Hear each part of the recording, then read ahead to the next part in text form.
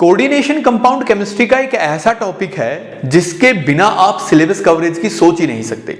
चाहे competitive examination हो या फिर आपका रिक्रूटमेंट एग्जामिनेशन, कोऑर्डिनेशन कंपाउंड से हमेशा क्वेश्चन रहते हैं। और बात एक या दो क्वेश्चन की नहीं है, बात है एक ह्यूज पोर्शन की जहां पर कवरेज बहुत ज्यादा रहती है।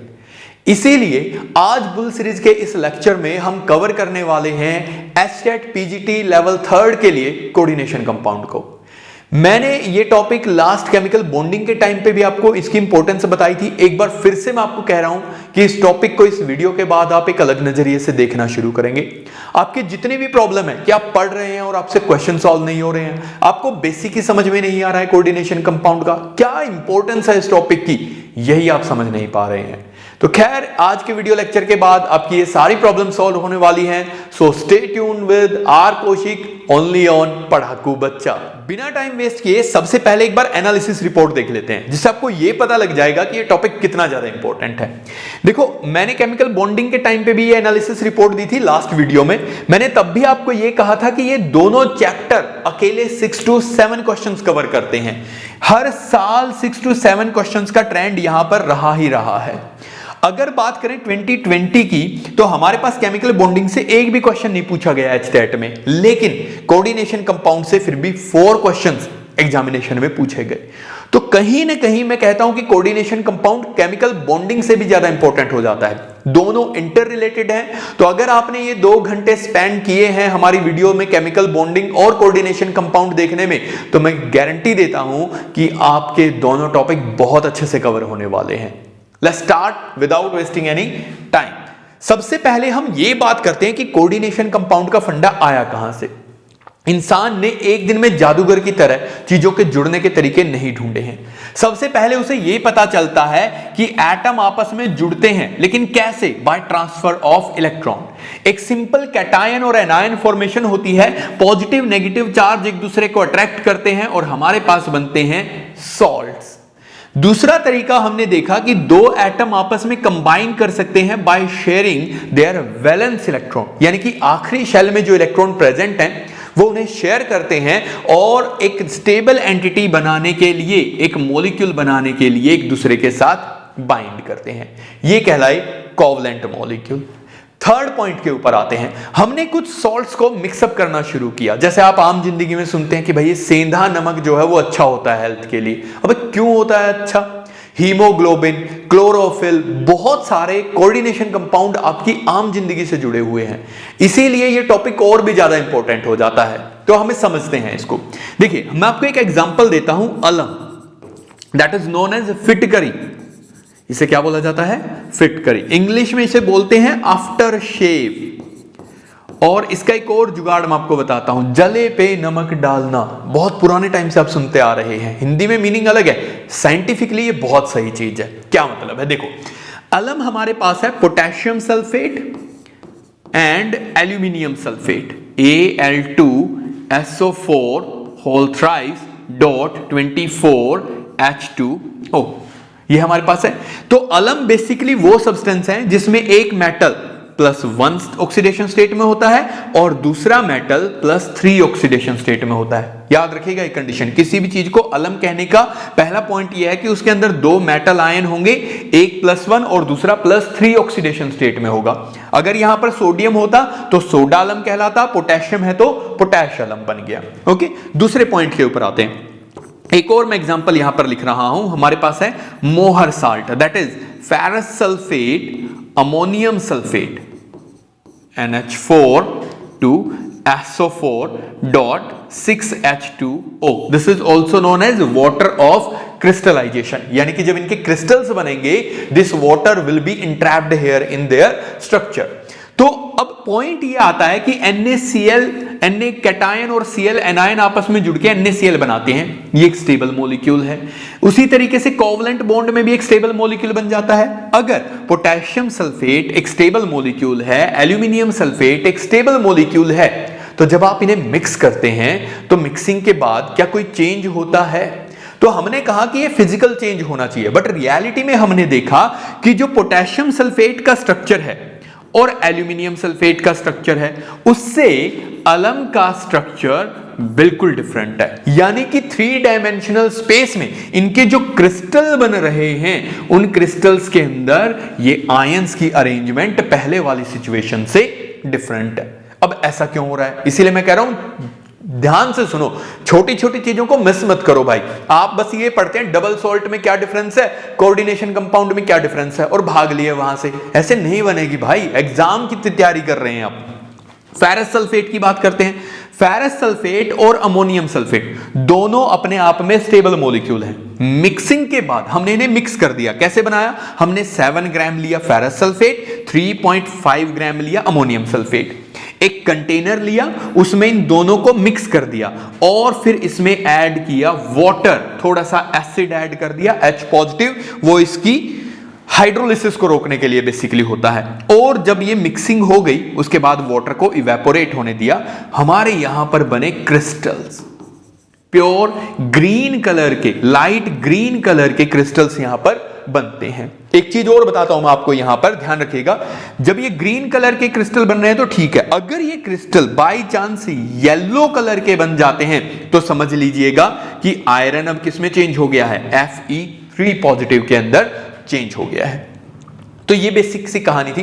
कहने का मतलब ये है कि ये तो केमिकल चेंज हो गया, लेकिन अगर केमिकल चेंज से पहले की बात करें तो 2 सॉल्ट्स को आपने मिक्स किया और मिक्सिंग के बाद एक डिफरेंट क्रिस्टल स्ट्रक्चर जनरेट हो रहा है, तो ऐसे सॉल्ट्स को हमने नाम दिया डबल सॉल्ट्स। प्रॉपर्टीज अभी भी सेम थी, यानी कि केमिकल बिहेवियर चेंज नहीं हो रहा था। जब आप इस पे टेस्ट करेंगे तो ये आपको Fe2 पॉजिटिव का टेस्ट देगा। अगर आप टेस्ट करेंगे तो अमोनियम आयन का भी टेस्ट आपको मिलने वाला है, सल्फेट आयन का भी टेस्ट आपको मिलने वाला है, यानी कि सभी आयंस के टेस्ट आपको इस केस में मिल रहे हैं। अब सेम प्रोसेस हमारे पास चल रही थी। अब कहानी कहां से गड़बड़ होती है, कहां से हम इसके रिसर्च प्रोजेक्ट्स में आते हैं। हमने एक बार कोबाल्ट क्लोराइड के साथ अमोनिया की रिएक्शन करवाने की सोची, या फिर कहो कि वाटर में डाल देंगे तो अमोनियम हाइड्रोक्साइड हो गया। हमने देखा कि अगर इसके 6 मोल हम इसमें ऐड करते हैं तो हमारे पास बना COCl3.6NH3। अगर मैं यहां पर 5 मोल प्रोवाइड करता हूं तो हमारे पास बनेगा COCl3.5NH3। अगर मैंने यहां पर 4 मोल अमोनिया प्रोवाइड किया तो हमारे पास बना COCl3.4NH3। ये कंपाउंड हमारे पास बने, लेकिन इससे डिफरेंस क्या है? अभी भी कह रहा हूं मैं, ये डबल सॉल्ट की तरह बिहेव कर रहे हैं। एक छोटी सी प्रॉब्लम आई, जब हमने यहां पर सिल्वर आयन ऐड किए, मान लो AgNO3 आपने डाल दिया, तो आपने सोचा कि भाई कोबाल्ट क्लोराइड वाटर में सोल्यूबल होता है, और जब ये सोल्यूबल होगा तो ये डबल डिस्प्लेसमेंट दिखाएगा। हो सकता है आपको याद हो NaCl प्लस AgNO3 क्या बनता था? आप कहते थे कि 10th में आता है ये डबल डिस्प्लेसमेंट रिएक्शन होगी, तो हम कहते थे Ag के साथ जुड़ जाएगा Cl, Na के साथ जुड़ जाएगा NaNO3। TGT सीरीज में मैंने डिटेल में एक्सप्लेन मारा हुआ, क्यों, कैसे, कब क्या होगा, किसके प्रेसिपिटेट बनेंगे, किसके नहीं बनेंगे, अक्कड़ सीरीज में। ओके, ये पार्ट बुल सीरीज का है, PGT केमिस्ट्री का। तो AgCl के व्हाइट PPT हमारे पास बनते हैं, इसे हम डबल डिस्प्लेसमेंट बोलते हैं। सेम चीज दिमाग में थी साइंटिस्ट के, उन्हें अभी कॉम्प्लेक्स कंपाउंड के बारे में कोई आइडिया नहीं लग रहा है। उन्होंने सोचा यार इसमें भी डालते हैं, क्योंकि ये पानी में घुलेगा तो ये मुझे देगा CO3 पॉजिटिव और 3Cl नेगेटिव, और यहां पर जब मैं सिल्वर नाइट्रेट डालूंगा तो मेरे पास क्या बन जाने चाहिए? 3 मोल बन जाने चाहिए AgCl के। बिल्कुल ऐसा हुआ, ऐसा बिल्कुल हुआ भाई। फिर हमने यही चीज यहां पर सोची कि भाई यहां पर भी 3 क्लोराइड आयन है, तो यहां पर भी ऐसा होना चाहिए, बट यहां पर एक प्रॉब्लम आई, यहां पर बने सिर्फ 2 मोल ऑफ AgCl। मतलब जब मैं इसमें सिल्वर नाइट्रेट ऐड कर रहा हूं तो सिर्फ 2 ही क्लोरीन सिल्वर के साथ जुड़ रहे हैं, चाहे आप एक्स्ट्रा सिल्वर डाल दीजिए फिर भी 2 ही जुड़ रहे हैं, 3rd क्लोरीन बाहर ही नहीं आ रहा है। और यहां पर तो और अजीब चीज हुई, सिर्फ 1 मोल AgCl की फॉर्मेशन हमारे पास हो पाई। क्लोराइड यहां पर भी 3 है, यहां पर भी, लेकिन फिर ऐसा क्या हो रहा है कि क्लोराइड आयन रिएक्शन में पार्टिसिपेट नहीं कर रहा है।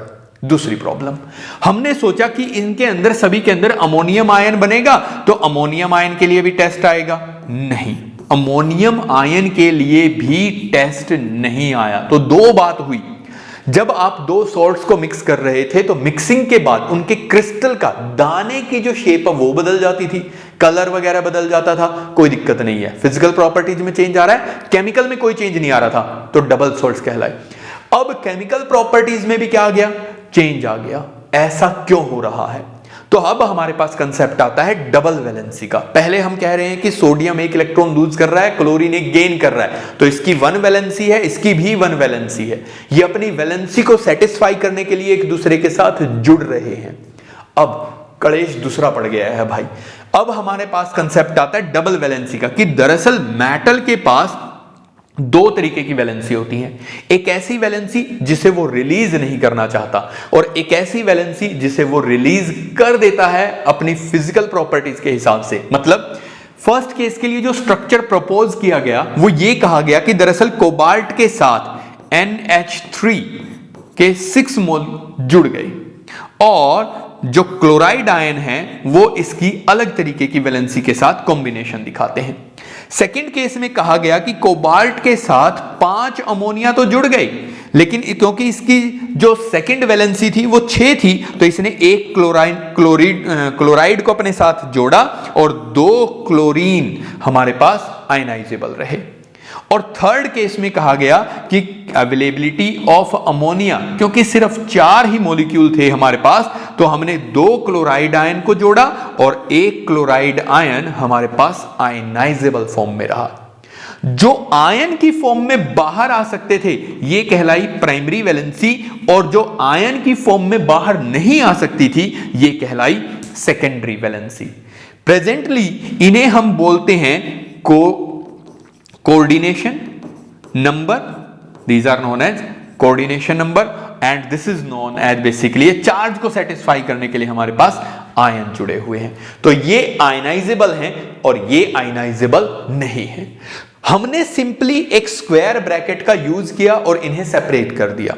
इनके जुड़ने का कैसे क्या हो रहा है, कैसे इलेक्ट्रॉन ट्रांसफर हो रहे हैं, हमें इसके बारे में कोई आइडिया नहीं लग रहा था, इसीलिए हमने इन्हें नाम दिया कॉम्प्लेक्स कंपाउंड्स। सबसे पहले हमने इन्हें कॉम्प्लेक्स कंपाउंड नाम दिया था। Presently we knows them as coordinate compounds. अब कोऑर्डिनेट बॉन्ड कैसे बन रहा है, कहां से बन रहा है, बाद में हमने इस चीज को ऑब्जर्व करना शुरू किया। हमारे पास डिफरेंट थ्योरीज आई और उन्हीं में से एक सिंपल थ्योरी ये कहती है कि हमारे पास मेटल में वैकेंट साइट्स हैं, या फिर कहिए वैकेंट ऑर्बिटल्स हैं, और एक स्पीसीज ऐसी होगी जिसके पास चाहे तो लोन पेयर की फॉर्म में या फिर नेगेटिव चार्ज की फॉर्म में पेयर ऑफ इलेक्ट्रॉन होता है, और ये अपना पेयर ऑफ इलेक्ट्रॉन इसे डोनेट करता है और हमारे पास फॉर्मेशन होती है कोऑर्डिनेट बॉन्ड की। तो इस तरीके से एक नए कंपाउंड्स के बारे में हमें पता लगा। अब ये कंपाउंड्स हमारी डेली लाइफ का भी बहुत हिस्सा है। हम सांस ले रहे हैं, हमारे पूरे बॉडी के अंदर ऑक्सीजन सप्लाई हो रही है। सोच के देखो, बड़े नॉर्मल सा, मैं आपको एक एग्जांपल देता हूं, एक नॉर्मल सा सवाल मैं आपसे पूछ रहा हूं, बल्कि आपके पास एक पेप्सी की बोतल है या किसी भी सॉफ्ट ड्रिंक की आपके पास बोतल है, अगर आप उसे ओपन करते हैं तो आप कहते हैं कि उसमें से गैस बाहर निकल गई, because the kinetic energy of particles of gases is extremely higher than the kinetic energy of solids and liquids. That's why solubility of gases is very low in liquid and solids. तो जैसे ही आप pressure हटाते हैं वैसे ही gas बाहर निकल जाती है। अब दूसरा केस सुनिए, आपकी बॉडी में आपके हर एक टिप तक आपको ऑक्सीजन पहुंचानी है, आपके पैर के लास्ट पॉइंट तक आप ऑक्सीजन पहुंचा रहे हैं। क्या आपको लगता है कि ऑक्सीजन ब्लड के अंदर डिसॉल्व हो जाएगी? क्या आपने कभी यह सोचा कि आपका ब्लड गैस को, ऑक्सीजन को अपने अंदर घोलकर कैसे आपकी बॉडी के लास्ट हिस्से तक पहुंचा पा रहा है? कितना ज्यादा प्रेशर चाहिएगा ब्लड को डिसॉल्व करने के लिए ऑक्सीजन गैस को? ये एक पॉइंट है। रियलिटी की अगर हम बात करें तो हमारे ब्लड के अंदर एक मॉलिक्यूल है, दैट इज हीमोग्लोबिन, जिसमें आयरन प्रेजेंट है, और वो आयरन ऑक्सीजन के साथ बॉन्ड बना के उसे खींच के लेके जा रहा है, ना कि ऑक्सीजन ब्लड में घुल रही है। घुलने का मतलब है कि ब्लड मॉलिक्यूल्स हैं, ये ऑक्सीजन है, इसके चारों तरफ आ गए। नहीं, हमारे पास एक नया कंपाउंड बनेगा, कोऑर्डिनेट कंपाउंड बनेगा, और वो उसे लेके जाएगा। खैर इन चीजों के बारे में अभी हम आगे डिटेल में बात करने वाले हैं। सबसे पहले आते हैं हमारे क्वेश्चन के ऊपर, विच of the following gas form carboxy haemoglobin. कि अब कोऑर्डिनेट कंपाउंड तो हमारे पास, हमें आइडिया लग गया कि भाई मेटल के साथ कोई लिगेंड जुड़ेगा जिसके पास लोन पेयर या नेगेटिव चार्ज होगा। तो कार्बोक्सी हीमोग्लोबिन हम कब कहते हैं? जब हीमोग्लोबिन के साथ कार्बन मोनोऑक्साइड गैस जुड़ जाती है तो उसे हम बोलते हैं कार्बोक्सी हीमोग्लोबिन। इसके बारे में मैं आपको थोड़ा सा आइडिया और देता हूं, जो चीज मैंने अभी आपको समझाई भी है कि ये हमारा रेस्पिरेटरी सिस्टम कुछ इस तरीके से है कि जब आप इनहेल करते हैं, जब आप सांस लेते हैं तो आप ऑक्सीजन नहीं लेते हैं। पहले तो आप ये बात समझ लीजिए। अगर कोई नॉन बायो बैकग्राउंड का है तो हो सकता है उसे इस बात में समझ में थोड़ी दिक्कत रही हो।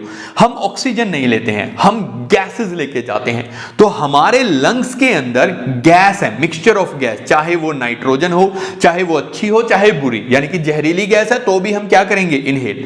हमारा ब्लड इसमें से ऑक्सीजन को खुद के साथ बाइंड करता है। अगर आप नाइट्रोजन की बात करें, ऑक्सीजन की बात करें, कार्बन डाइऑक्साइड की बात करें, हीलियम की बात करें, तो इन सभी गैसेज में हीमोग्लोबिन के साथ जुड़ने की जो कैपेसिटी है वो सबसे ज्यादा किसकी है? ऑक्सीजन की। ये कोऑर्डिनेट बॉन्ड बना सकता है बड़ी आसानी से। दूसरे पॉइंट पे आते हैं, तो ये हमारा ब्लड जो है इसमें ऑक्सीजन देखो क्या कर रहा है, इसके साथ बाइंड कर रहा है। ये ऑक्सीजन नॉर्मल ऑक्सीजनेशन हो रहा है, मतलब उसके साथ बाइंड कर रहा है। कार्बन मोनोऑक्साइड एक ऐसी गैस है जिसकी जुड़ने की कैपेसिटी ऑक्सीजन से लगभग 300 टाइम्स ज्यादा होती है। तो अब हमारे पास जो बॉन्ड फॉर्मेशन होगी वो किसकी वजह से होगी? Carbon monoxide. इसीलिए जब आग लगती है तो लोग दम घुट के ज्यादा मरते हैं, ना कि जल के।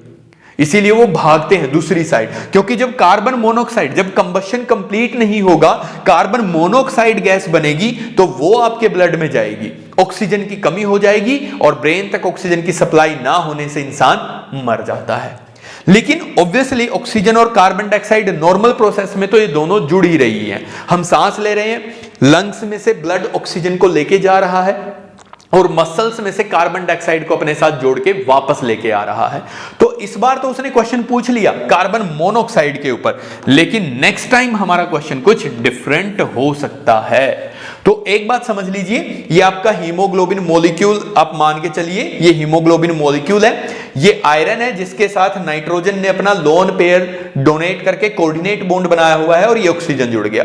तो जब ऑक्सीजन जुड़ेगा तो हम इसे बोलेंगे ऑक्सी हीमोग्लोबिन, और कार्बन डाइऑक्साइड जुड़ेगा तो इसे हम बोलेंगे कार्बा अमाइनो हीमोग्लोबिन। ये याद रखिएगा। और अगर कार्बन मोनोऑक्साइड जुड़ता है तो इसे बोलेंगे कार्बोक्सी हीमोग्लोबिन। कोई सा भी आपसे पूछा जा सकता है। मीथेन बाइंड नहीं करता है, अगर मीथेन बाइंड करता तो प्रॉब्लम ज्यादा हो जाती। तो मीथेन खैर इस तरीके से बाइंड नहीं कर रहा है। तो the correct answer for this question is this carbon monoxide. I hope ये आपको समझ में आया होगा। नेक्स्ट क्वेश्चन के ऊपर आते हैं। How many ions are produced from the complex. देखिए, जब हमने मॉलिक्यूल्स के बारे में स्टडी करना शुरू किया, वर्नर आया, बाकी थ्योरीज आई, तो हमने मॉलिक्यूल्स को रिप्रेजेंट करना शुरू किया। जैसे अगर मैं बात करूं CONH3, यहां पर हमारे पास 6 है और हमारे पास क्या है Cl2। ये दो क्लोरीन मॉलिक्यूल यहां पर, सॉरी दो क्लोराइड आयन यहां पर जुड़े हुए हैं। तो ये जो हमारे पास है ये है सेकेंडरी वैलेंसी, और ये हमने क्या कहा कि क्या है? Primary valency. Primary valency ionisable होती हैं, ये अपना टेस्ट पॉजिटिव देती हैं। सेकेंडरी वैलेंसी नॉन आयनाइजेबल होती हैं। दूसरी सबसे खास बात, यहां पर एक चीज और ध्यान रखिएगा, ये मॉलिक्यूल की ज्योमेट्री यानी कि 3 डायमेंशनल स्पेस में उसके स्ट्रक्चर के बारे में, उसकी शेप के बारे में, स्क्वायर प्लेनर है, पिरामिडल है, टेट्राहेड्रल है, कैसा होगा, उसमें इनका कोई रोल प्ले नहीं है। ये सिंपली न्यूट्रलाइजेशन के लिए यूज हो रही है, जबकि ये 3 डायमेंशनल स्पेस में एक स्पेसिफिक पोजीशन ऑक्यूपाई करेंगे और उस पोजीशन के हिसाब से ही मॉलिक्यूल की शेप, ज्योमेट्री और हाइब्रिडाइजेशन आप डिसाइड करेंगे। इन्हें आप प्रेजेंटली नाम देते हैं लिगैंड। ये बेसिकली क्या कहलाते हैं? लिगैंड। लिगैंड का मतलब है कोई भी ऐसी स्पीसीज जो मेटल को अपना लोन पेयर डोनेट कर रही है, वो लिगैंड की तरह बिहेव कर रही है। तो अब आपको ये बताना है कि कितने आयन प्रोड्यूस होंगे। अब यहां पर कंफ्यूजन देखो क्या हुआ। जब ये क्वेश्चन आया था ना 2019 में, बहुत सारे स्टूडेंट्स ने इसका आंसर क्या किया, हाँ भैया ये आयनाइजेबल होती हैं, तो 2 क्लोराइड आयन है, so answer will be D. गड़बड़ हो गई, यहीं पर सारे अटक गए। ओवर कॉन्फिडेंस में ऐसे ही मरते हैं लोग। देखो जब ये क्लोराइड आयन इससे हट जाएंगे तो ये भी तो आयन बन जाएगा। ये क्लोराइड आयन क्यों है यहां पर? न्यूट्रलाइजेशन के लिए। तो जब ये क्लोराइड आयन न्यूट्रलाइज हो गए, 2 क्लोराइड आयन हट गए, तो भाई साहब यहां पर भी तो पॉजिटिव चार्ज आ गया, एक आयन ये कंप्लीट भी तो बन गया ना। तो total number of ion produced were actually 3। एक बहुत ही अजीब से ऑप्शन क्रिएशन की गई 9 और 8, लेकिन ध्यान से देखो क्यों किए गए। भाई हो सकता है किसी के दिमाग में आ जाए कि 6 तो ये रहे, 2 ये रहे, तो हो सकता है ये आयनाइज हो जाए, यानी कि वो अभी भी से डबल सॉल्ट की तरह अगर समझ जाए तो वो किसके ऊपर टिक करेगा? बी के ऊपर। और अगर कोई बहुत ही ज्यादा शाना बन रहा है, ओवर स्मार्ट बन रहा है, तो भाई 6 ये, 2 ये, 8 ये अलग हो गए, एक कोबाल्ट, यानी कि आंसर क्या हो जाएगा? 9। तो देखो कैसे एग्जामिनर आपको कंफ्यूज करने के लिए हर एक पॉसिबिलिटी पे जाता है कि क्या सोच सकता है एक एस्पिरेंट। तो हमारे पास करेक्ट आंसर जो है वो क्या था? C. That is the correct answer for this question. Clear? Let's move to the next question. I hope आपको ये कंसेप्ट समझ में आ रहे हैं। Which of the following complex is not a chelate? बहुत इंपॉर्टेंट क्वेश्चन है भाई। आई होप आपने बेसिक इसके बारे में जरूर पढ़ा होगा। चिलेशन को समझाने के लिए मैं आपको एक बेसिक चीज बताता हूं। देखो मेरे पास क्या है? मेटल, जिसके पास क्या है? Vacant orbital. दूसरा मेरे पास क्या है? लिगेंड, जिसके पास चाहे तो लोन पेयर होगा या नेगेटिव चार्ज होगा, और ये अपना लोन पेयर या नेगेटिव चार्ज इसे डोनेट कर रहा है, और इन दोनों के बीच में एक बॉन्ड बन रहा है जिसे हम बोल रहे हैं कोऑर्डिनेट बॉन्ड। अब हमारे पास अलग अलग तरीके की सिचुएशन हो सकती है। इस चीज को समझाने के लिए चिलेशन का क्या मतलब है, क्या फायदा है, किस तरीके से आइडेंटिफाई करना है, इस चीज को समझाने के लिए मैं आपको यहां पर एक छोटा सा एग्जांपल दे रहा हूं। उस एग्जांपल को समझने की कोशिश करिए। कुछ इमेजेस मैं आपको दिखाता हूं। देखिए सबसे पहले हम बात करते हैं इस इमेज के बारे में। यहां पर ये एक प्लेयर है और इन दोनों के बीच में रेसलिंग चल रही है। इस इंसान ने इसे पकड़ा हुआ है एक पॉइंट से, ये इसका हाथ है, और इसने इसके पैर को यहां से एक पॉइंट से पकड़ा हुआ है। एक पहली सिचुएशन ये है। सेकंड सिचुएशन की बात करते हैं कि दो लोगों के बीच में रेसलिंग चल रही है और उन्होंने एक दूसरे को कुछ इस तरीके से पकड़ा हुआ है।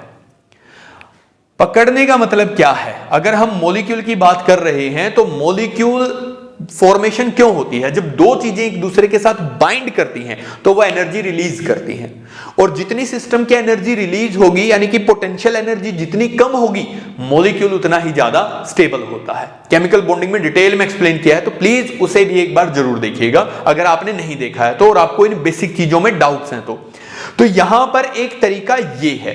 अब ऑब्वियसली आप कह सकते हैं कि इसमें इसने स्ट्रांगली पकड़ा हुआ है, यहां से छुड़ाना आसान है, यहां से छुड़ाना मुश्किल है, क्योंकि इसने इसे दो जगह से ऐसे पूरा रिंग बना लिया है इसके चारों तरफ, तो यहां पर एक मजबूत पकड़ है।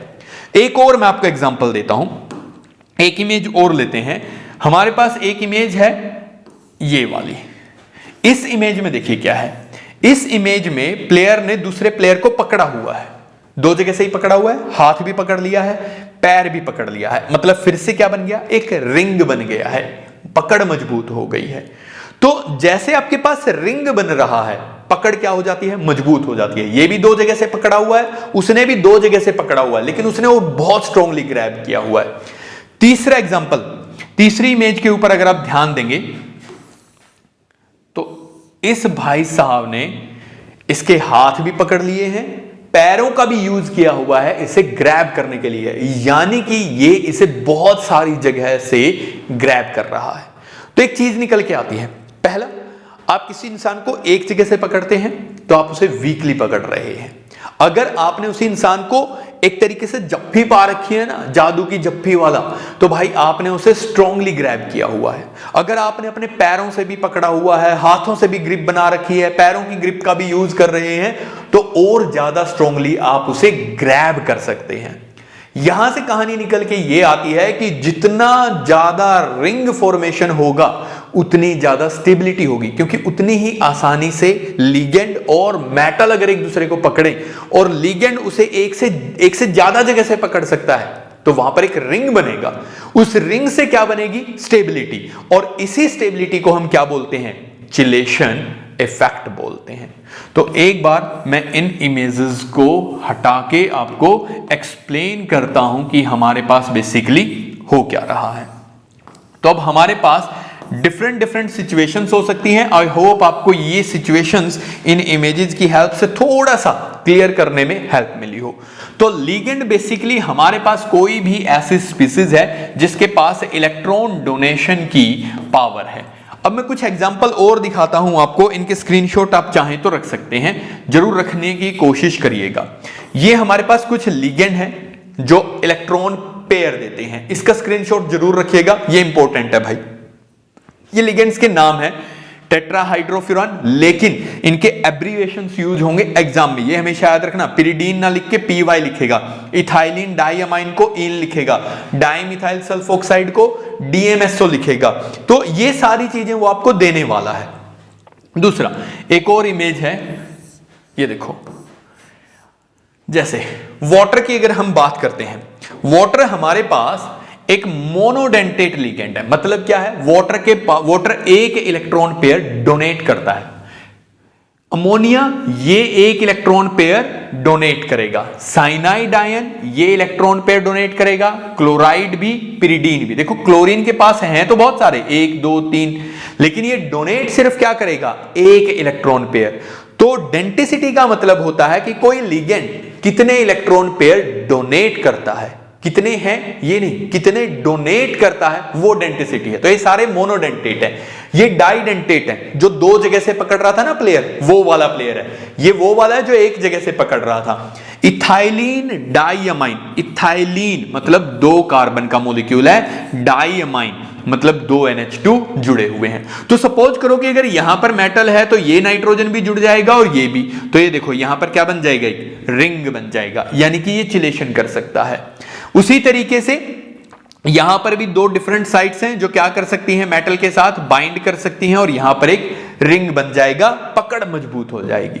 तो पहली कहानी तो यह है कि चिलेशन अगर कहीं पर करना है, यानी कि रिंग फॉर्मेशन अगर आपको कहीं पर करनी है, तो उसके लिए मिनिमम कंडीशन है कि आपका जो लिगेंड है वो बाइडेंटेट तो होना ही चाहिए।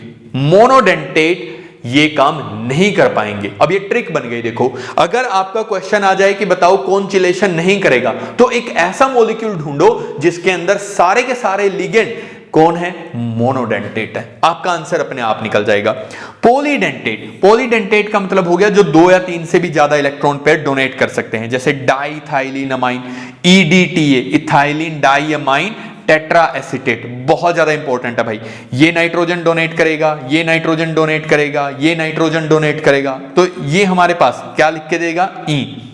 स्ट्रक्चर्स के लिए प्रैक्टिस मैंने डिटेल में क्लासरूम में जो हमारा ऑनलाइन बैच था उसमें मैंने डिटेल में ये करवाया है। खैर फिलहाल हम बात कर रहे हैं क्विक रिवीजन के हिसाब से, मैं आपको चीजें दे रहा हूं, आप इनके स्क्रीनशॉट्स जरूर रखने की कोशिश करिएगा।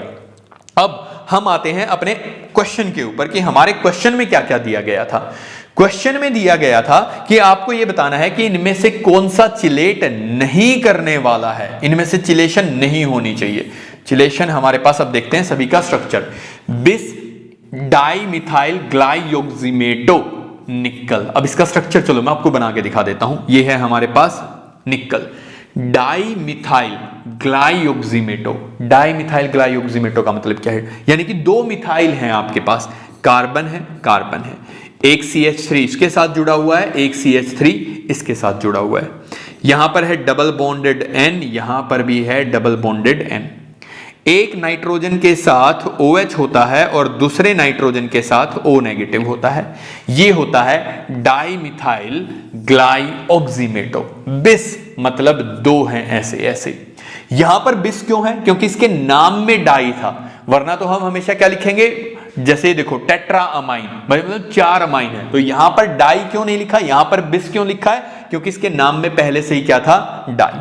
तो ये क्या करेंगे? इलेक्ट्रॉन पेयर डोनेट करेंगे और यहां पर हमारे पास क्या बन जाएगा? रिंग बन जाएगा। तो इस केस में तो ऐसा नहीं है। टेट्राअमाइन डाइक्लोरो, टेट्राअमाइन मतलब क्या है, 4 अमाइन है, डाइक्लोरो मतलब 2 क्लोराइड आयन है। तो इससे क्या पता चलता है कि दोनों ही मोनोडेंटेट लिगेंड इसके साथ जुड़े हुए हैं, कोई भी पॉलीडेंटेट नहीं है। तो आंसर तो देखो सीधा इस ट्रिक से भी निकल रहा है। डाइग्लाइसिनेटो, ग्लाइसिन क्या होता है, ग्लाइसिन होता है एक अमाइनो एसिड, ये ग्लाइसिन का फॉर्मूला है CHH COOH, ये ग्लाइसिन होता है। डाइग्लाइसिनेटो, ग्लाइसिनेटो का मतलब हो गया NHCH2COO नेगेटिव। तो मेटल आयन के साथ ये नाइट्रोजन भी जुड़ सकता है और ये नेगेटिवली चार्ज ऑक्सीजन भी जुड़ सकता है, and there will be formation of 4 membered ring. उसी तरीके से ethylene diamine tetrathiocyanato, ethylene diamine भी क्या कर सकता है, रिंग फॉर्मेशन कर सकता है। तो ऑब्वियसली एक कर जाए बस, तो यहां पर भी चिलेशन है, यहां पर भी चिलेशन है, यहां कोई चिलेशन नहीं है, इसीलिए that will be the answer. Clear. अब एक चीज और, यहां से एक बेसिक सा कंसेप्ट मैं आपको और बता रहा हूं। हमारे पास एक चीज और, एक इमेज और दिखाता हूं मैं आपको।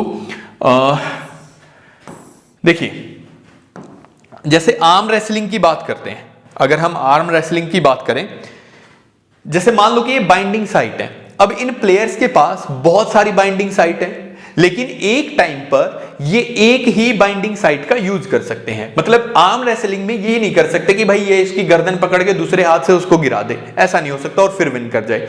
रूल है कि ये सिर्फ एक ही जगह से एक दूसरे के साथ बाइंड कर सकते हैं। साइट तो है, लेकिन वो साइट आप यूज नहीं कर सकते। अगर आप ये वाला हैंड यूज करेंगे तो आपका ये वाला हैंड फ्री हो जाएगा। अब इस केस में हम क्या बोलते हैं, ऐसे लिगेंड्स को हम बोलते हैं एम्बीडेंट लिगेंड। इन्हें बोला जाता है एम्बीडेंट लिगेंड, मतलब कि ऐसे लिगेंड जिनके पास इलेक्ट्रॉन पेयर तो है एक से ज्यादा, जैसे इथाइलिन डाइअमाइन है। अगर हम एग्जांपल की बात करें तो मैं आपको एक और एग्जांपल यहां पर दे देता हूं एक बार। जैसे मान लो कि मैं कहता हूं ethylene diamine CH2 CH2 NH2 और NH2, यानी कि मेटल को अगर 2 लोन पेयर चाहिए तो ये दोनों लोन पेयर डोनेट कर देगा। इसके पास हैं 2 और ये डोनेट कर देगा। लेकिन दूसरे केस की अगर हम बात करें, मान लो साइनाइड की हम बात करें, तो कार्बन के पास इलेक्ट्रॉन पेयर है, नाइट्रोजन के पास भी इलेक्ट्रॉन पेयर है, लेकिन मेटल को अगर डोनेट करने की बात आएगी तो चाहे तो कार्बन डोनेट करेगा या फिर नाइट्रोजन डोनेट करेगा। और ऐसे लिगेंड्स को हम बोलते हैं एम्बीडेंट लिगेंड। एम्बिग्यूअस, एम्बी मतलब एम्बिग्यूअस, कंफ्यूजन, संशय, डाउट रहना, तो एक ही डोनेट करेगा, तो इन्हें हम बोलेंगे एम्बीडेंट लिगेंड। तो पेयर है बट डोनेट एक कर पा रहा है। ये इंपॉर्टेंट पॉइंट है भाई, डायरेक्ट पूछा जा सकता है एग्जाम में। 4 ऑप्शन दे देगा कि बताओ इनमें से कौन सा एम्बीडेंट लिगेंड है, और सभी के पास आपको दिखाई देंगे कि यार एक से ज्यादा लोन पेयर हैं, लेकिन डोनेशन की कैपेसिटी कम होनी चाहिए। तो कुछ एग्जांपल अगर मैं आपको दूं, जैसे साइनाइड आयन हो गया, थायोसाइनाइड आयन हो गया, नाइट्राइट आयन हो गया, तो ये हमारे पास कुछ ऐसे लिगेंड हैं जिनमें चाहे नाइट्रोजन डोनेट करेगा या ऑक्सीजन, चाहे सल्फर या नाइट्रोजन, चाहे कार्बन या नाइट्रोजन। अगर कार्बन ने डोनेट किया तो बोलेंगे साइनाइड, नाइट्रोजन ने डोनेट किया तो बोलेंगे आइसोसाइनाइड, सल्फर ने डोनेट किया तो थायोसाइनाइड, नाइट्रोजन ने डोनेट किया तो आइसोथायोसाइनाइड। क्लियर। तो इस तरीके से हम जो है लिगेंड्स के नाम आपको एक बार जरूर पढ़ने चाहिए, फिर भी कोई डाउट लगे तो आप हमें जरूर बता सकते हैं। नेक्स्ट पॉइंट पर आते हैं। IUPAC name of this molecule is, इस मॉलिक्यूल का नाम आपको बताना है, IUPAC नेम आपको बताना है। अब ये बहुत इंपॉर्टेंट है, बहुत ज्यादा इंपॉर्टेंट क्वेश्चन है, बड़ी कंफ्यूजन रहती है। 90% लोग यार ये क्वेश्चन गलत करके आए हैं, मेरा बैच था उसमें ही सारे गलत करके आए थे, पता नहीं कहां कमी रही। खैर देखते हैं इसमें क्या गड़बड़ की, जो मैंने ऑब्जर्व की है कि स्टूडेंट्स क्या गड़बड़ कर रहे हैं इसमें। सबसे पहले नोमेनक्लेचर में मैं आपको पहले 2 एग्जांपल देता हूं कि आपको क्या करना होता है। देखो, जैसे इस मॉलिक्यूल का नाम, ये तो बड़ा सिंपल है, इस मॉलिक्यूल का नाम देखिए क्या है। इस मॉलिक्यूल का नाम है sodium chloride. Okay, sodium chlorine नहीं बोलते हम इसे क्या बोलते हैं, क्लोराइड। यहां पर ये बना हुआ है Na पॉजिटिव और Cl नेगेटिव से। हमने सोडियम को वैसे का वैसा रखा और क्लोरीन के नाम में थोड़ा सा चेंज कर दिया। कैटायन को आप एज इट इज रखते हैं, एनायन के नाम में आप चेंज करते हैं। ये बात समझ में आ गई? कैटायन को एज इट इज रखिए, एनायन का नाम आप क्या करेंगे? चेंज करेंगे। चलो, आई होप ये वाली कहानी तो बिल्कुल क्लियर है भाई। अब अगले पॉइंट पे बढ़ लेते हैं कि हमारे पास इसमें और क्या हो सकता है। इसे अच्छे से समझने के लिए एक एग्जाम्पल लेते हैं। ये देखिए, ये मैं एक एग्जाम्पल ले रहा हूं। इस मॉलिक्यूल का नाम देखिए कैसे होगा। तो इसका नाम हमने कैसे लिखा हुआ है, रूल्स शायद आपको पता भी होंगे। आप लिगेंड्स के बारे में सबसे पहले लिखेंगे। जो पहले होगा ना, जो पहले हिस्सा होगा, हमेशा उसी को पहले लिखना है। अगर यहां पर मान लो कोई और होता, इससे पहले कॉम्प्लेक्स से पहले कोई और होता, तो पहले उसका नाम लिखा जाता। जो पहले लिखा होता है वो कैटायन होता है, और जो बाद में लिखा होता है वो एनायन होता है। ठीक है, अब इसका नाम देखिए क्या है।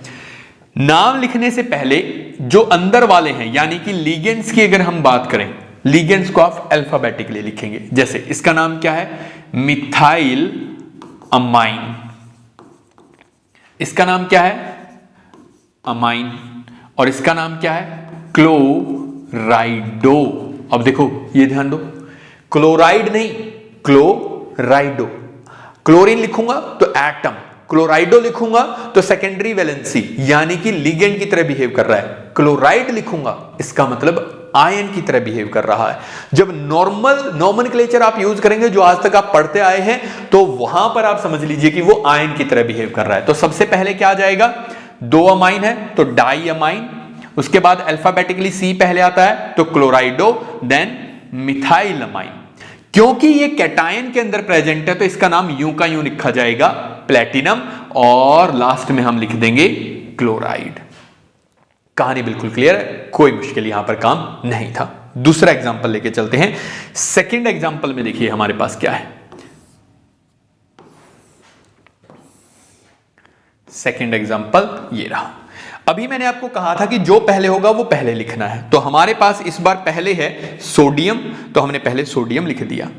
क्योंकि ये पहले है तो इसका मतलब इस पर पॉजिटिव चार्ज है और इस हिस्से पर नेगेटिव चार्ज है, यानी कि ये हमारा एनायन वाला हिस्सा है। लिगेंड कौन कौन है? ब्रोमाइडो है, क्लोराइडो है, नाइट्राइटो है।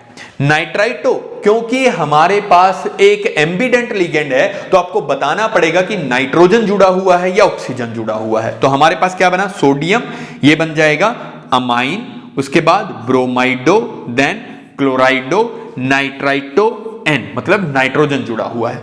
क्योंकि ये नेगेटिव पार्ट है तो इस बार आप प्लेटिनम का नाम चेंज करेंगे और इसके नाम में लिखा जाएगा प्लेटिनेट। यहां की तरह प्लेटिनम नहीं लिख सकते क्योंकि कैटायन के नाम में कुछ नहीं ऐड करना है। ये एनायन था तो क्लोराइड लिखा गया, क्लोरीन ना लिख के। अब ये प्लेटिनम ना लिख के क्या लिखा जाएगा? प्लेटिनेट लिखा जाएगा। तो आपको इस बात का ध्यान रखना है कि अगर आपके पास मेटल है तो जब उसके ऊपर पॉजिटिव चार्ज हो या वो न्यूट्रल हो, प्लीज ध्यान दीजिए, जब पॉजिटिव चार्ज हो या न्यूट्रल हो तो आपको उसके नाम में कोई चेंज नहीं करना है। और यही कंसेप्ट था, यही गड़बड़ हुई थी। सारी दुनिया आंसर चिपका के आई थी ये वाला, क्योंकि उन्हें लग रहा था कि भाई ये क्वेश्चन जो है, ये कंसेप्ट जो है वो अल्फाबेटिकल का है। लोगों ने सोचा अरे प्लेटिनम पहले लिख दिया, गलत।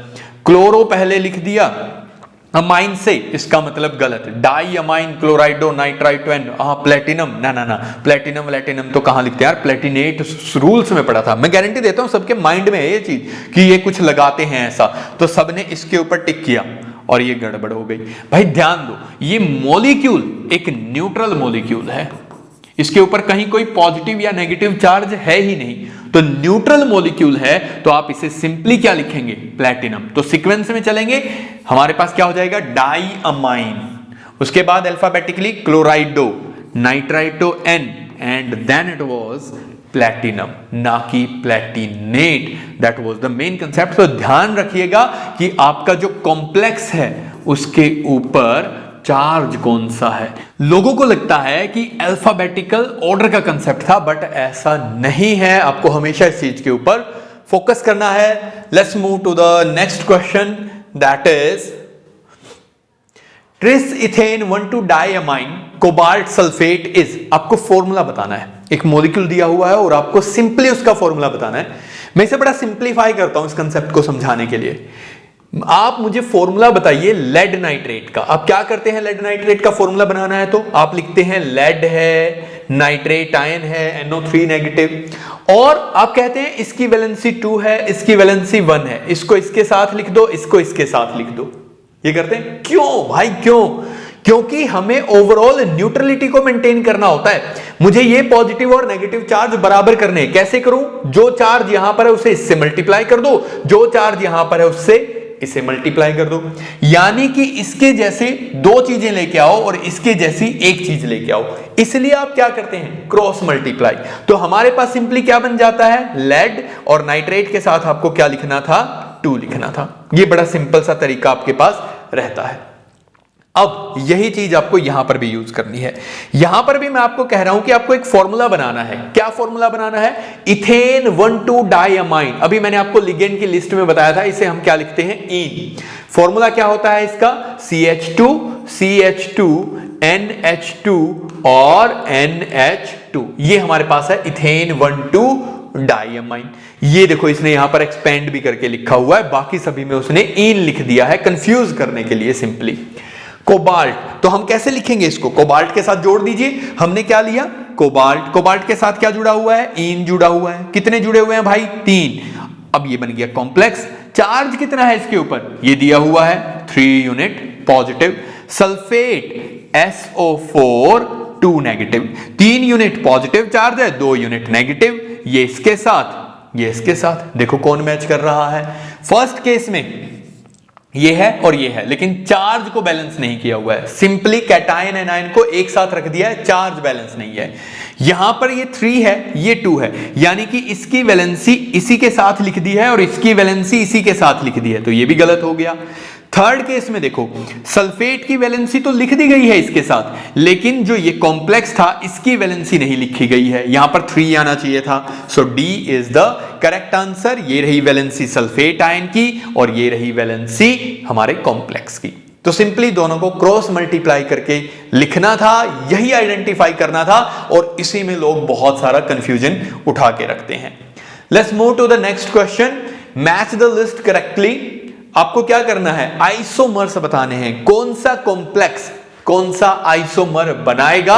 4 डिफरेंट एग्जांपल्स आपको दिए गए हैं और इन्हीं एग्जांपल्स के बेस पे आपको बताना है आइसोमर्स होते क्या हैं, क्या मीनिंग आइसोमेरिज्म का। सबसे पहले इस बात को समझ लेते हैं। आइसोमर्स बेसिकली हमारे पास वो स्पीसीज हैं जिनका मॉलिक्यूलर फॉर्मूला तो सेम होता है, लेकिन उनके स्ट्रक्चर में या उनकी स्टीरियो पोजीशंस में कहिए डिफरेंस रहता है। अब स्ट्रक्चर में बॉन्ड ब्रेक होकर एक नए तरीके से जुड़ता है और स्टीरियो आइसोमेरिज्म में बॉन्ड के जुड़ने की पोजीशन बदल जाती है। मतलब क्या है, देखिए इस चीज को समझते हैं। अगर हम बात करें स्ट्रक्चरल आइसोमेरिज्म की, तो हमारे पास कुछ स्ट्रक्चरल आइसोमेरिज्म के स्ट्रक्चरल आइसोमेरिज्म के कुछ एग्जांपल्स हमारे पास यहां पर हैं। क्या क्या एग्जांपल हैं, देखो कोऑर्डिनेशन आइसोमेरिज्म। कोऑर्डिनेशन आइसोमेरिज्म में क्या होता है, कोऑर्डिनेशन आइसोमेरिज्म में हमारे पास 2 कॉम्प्लेक्स होते हैं। एक कॉम्प्लेक्स का लीगेंड दूसरे के साथ एक्सचेंज हो जाता है। जैसे यहां कॉपर के साथ क्लोरीन जुड़ा हुआ है और प्लैटिनम के साथ अमोनिया। अगर कॉपर के साथ अमोनिया जोड़ दें और प्लैटिनम के साथ क्लोरीन को जोड़ दें तो हमारे पास ये दोनों, देखो मॉलिक्यूलर फॉर्मूला तो अभी भी सेम है। यहां पर 4 अमोनिया है, यहां पर भी है, 4 क्लोरीन है, यहां पर भी है, 1 प्लैटिनम 1 क्लोरीन, फॉर्मूला सेम है, लेकिन दोनों के लिगेंड्स जो हैं वो एक्सचेंज हो गए, तो इन्हें हम बोलेंगे कोऑर्डिनेशन आइसोमेरिज्म।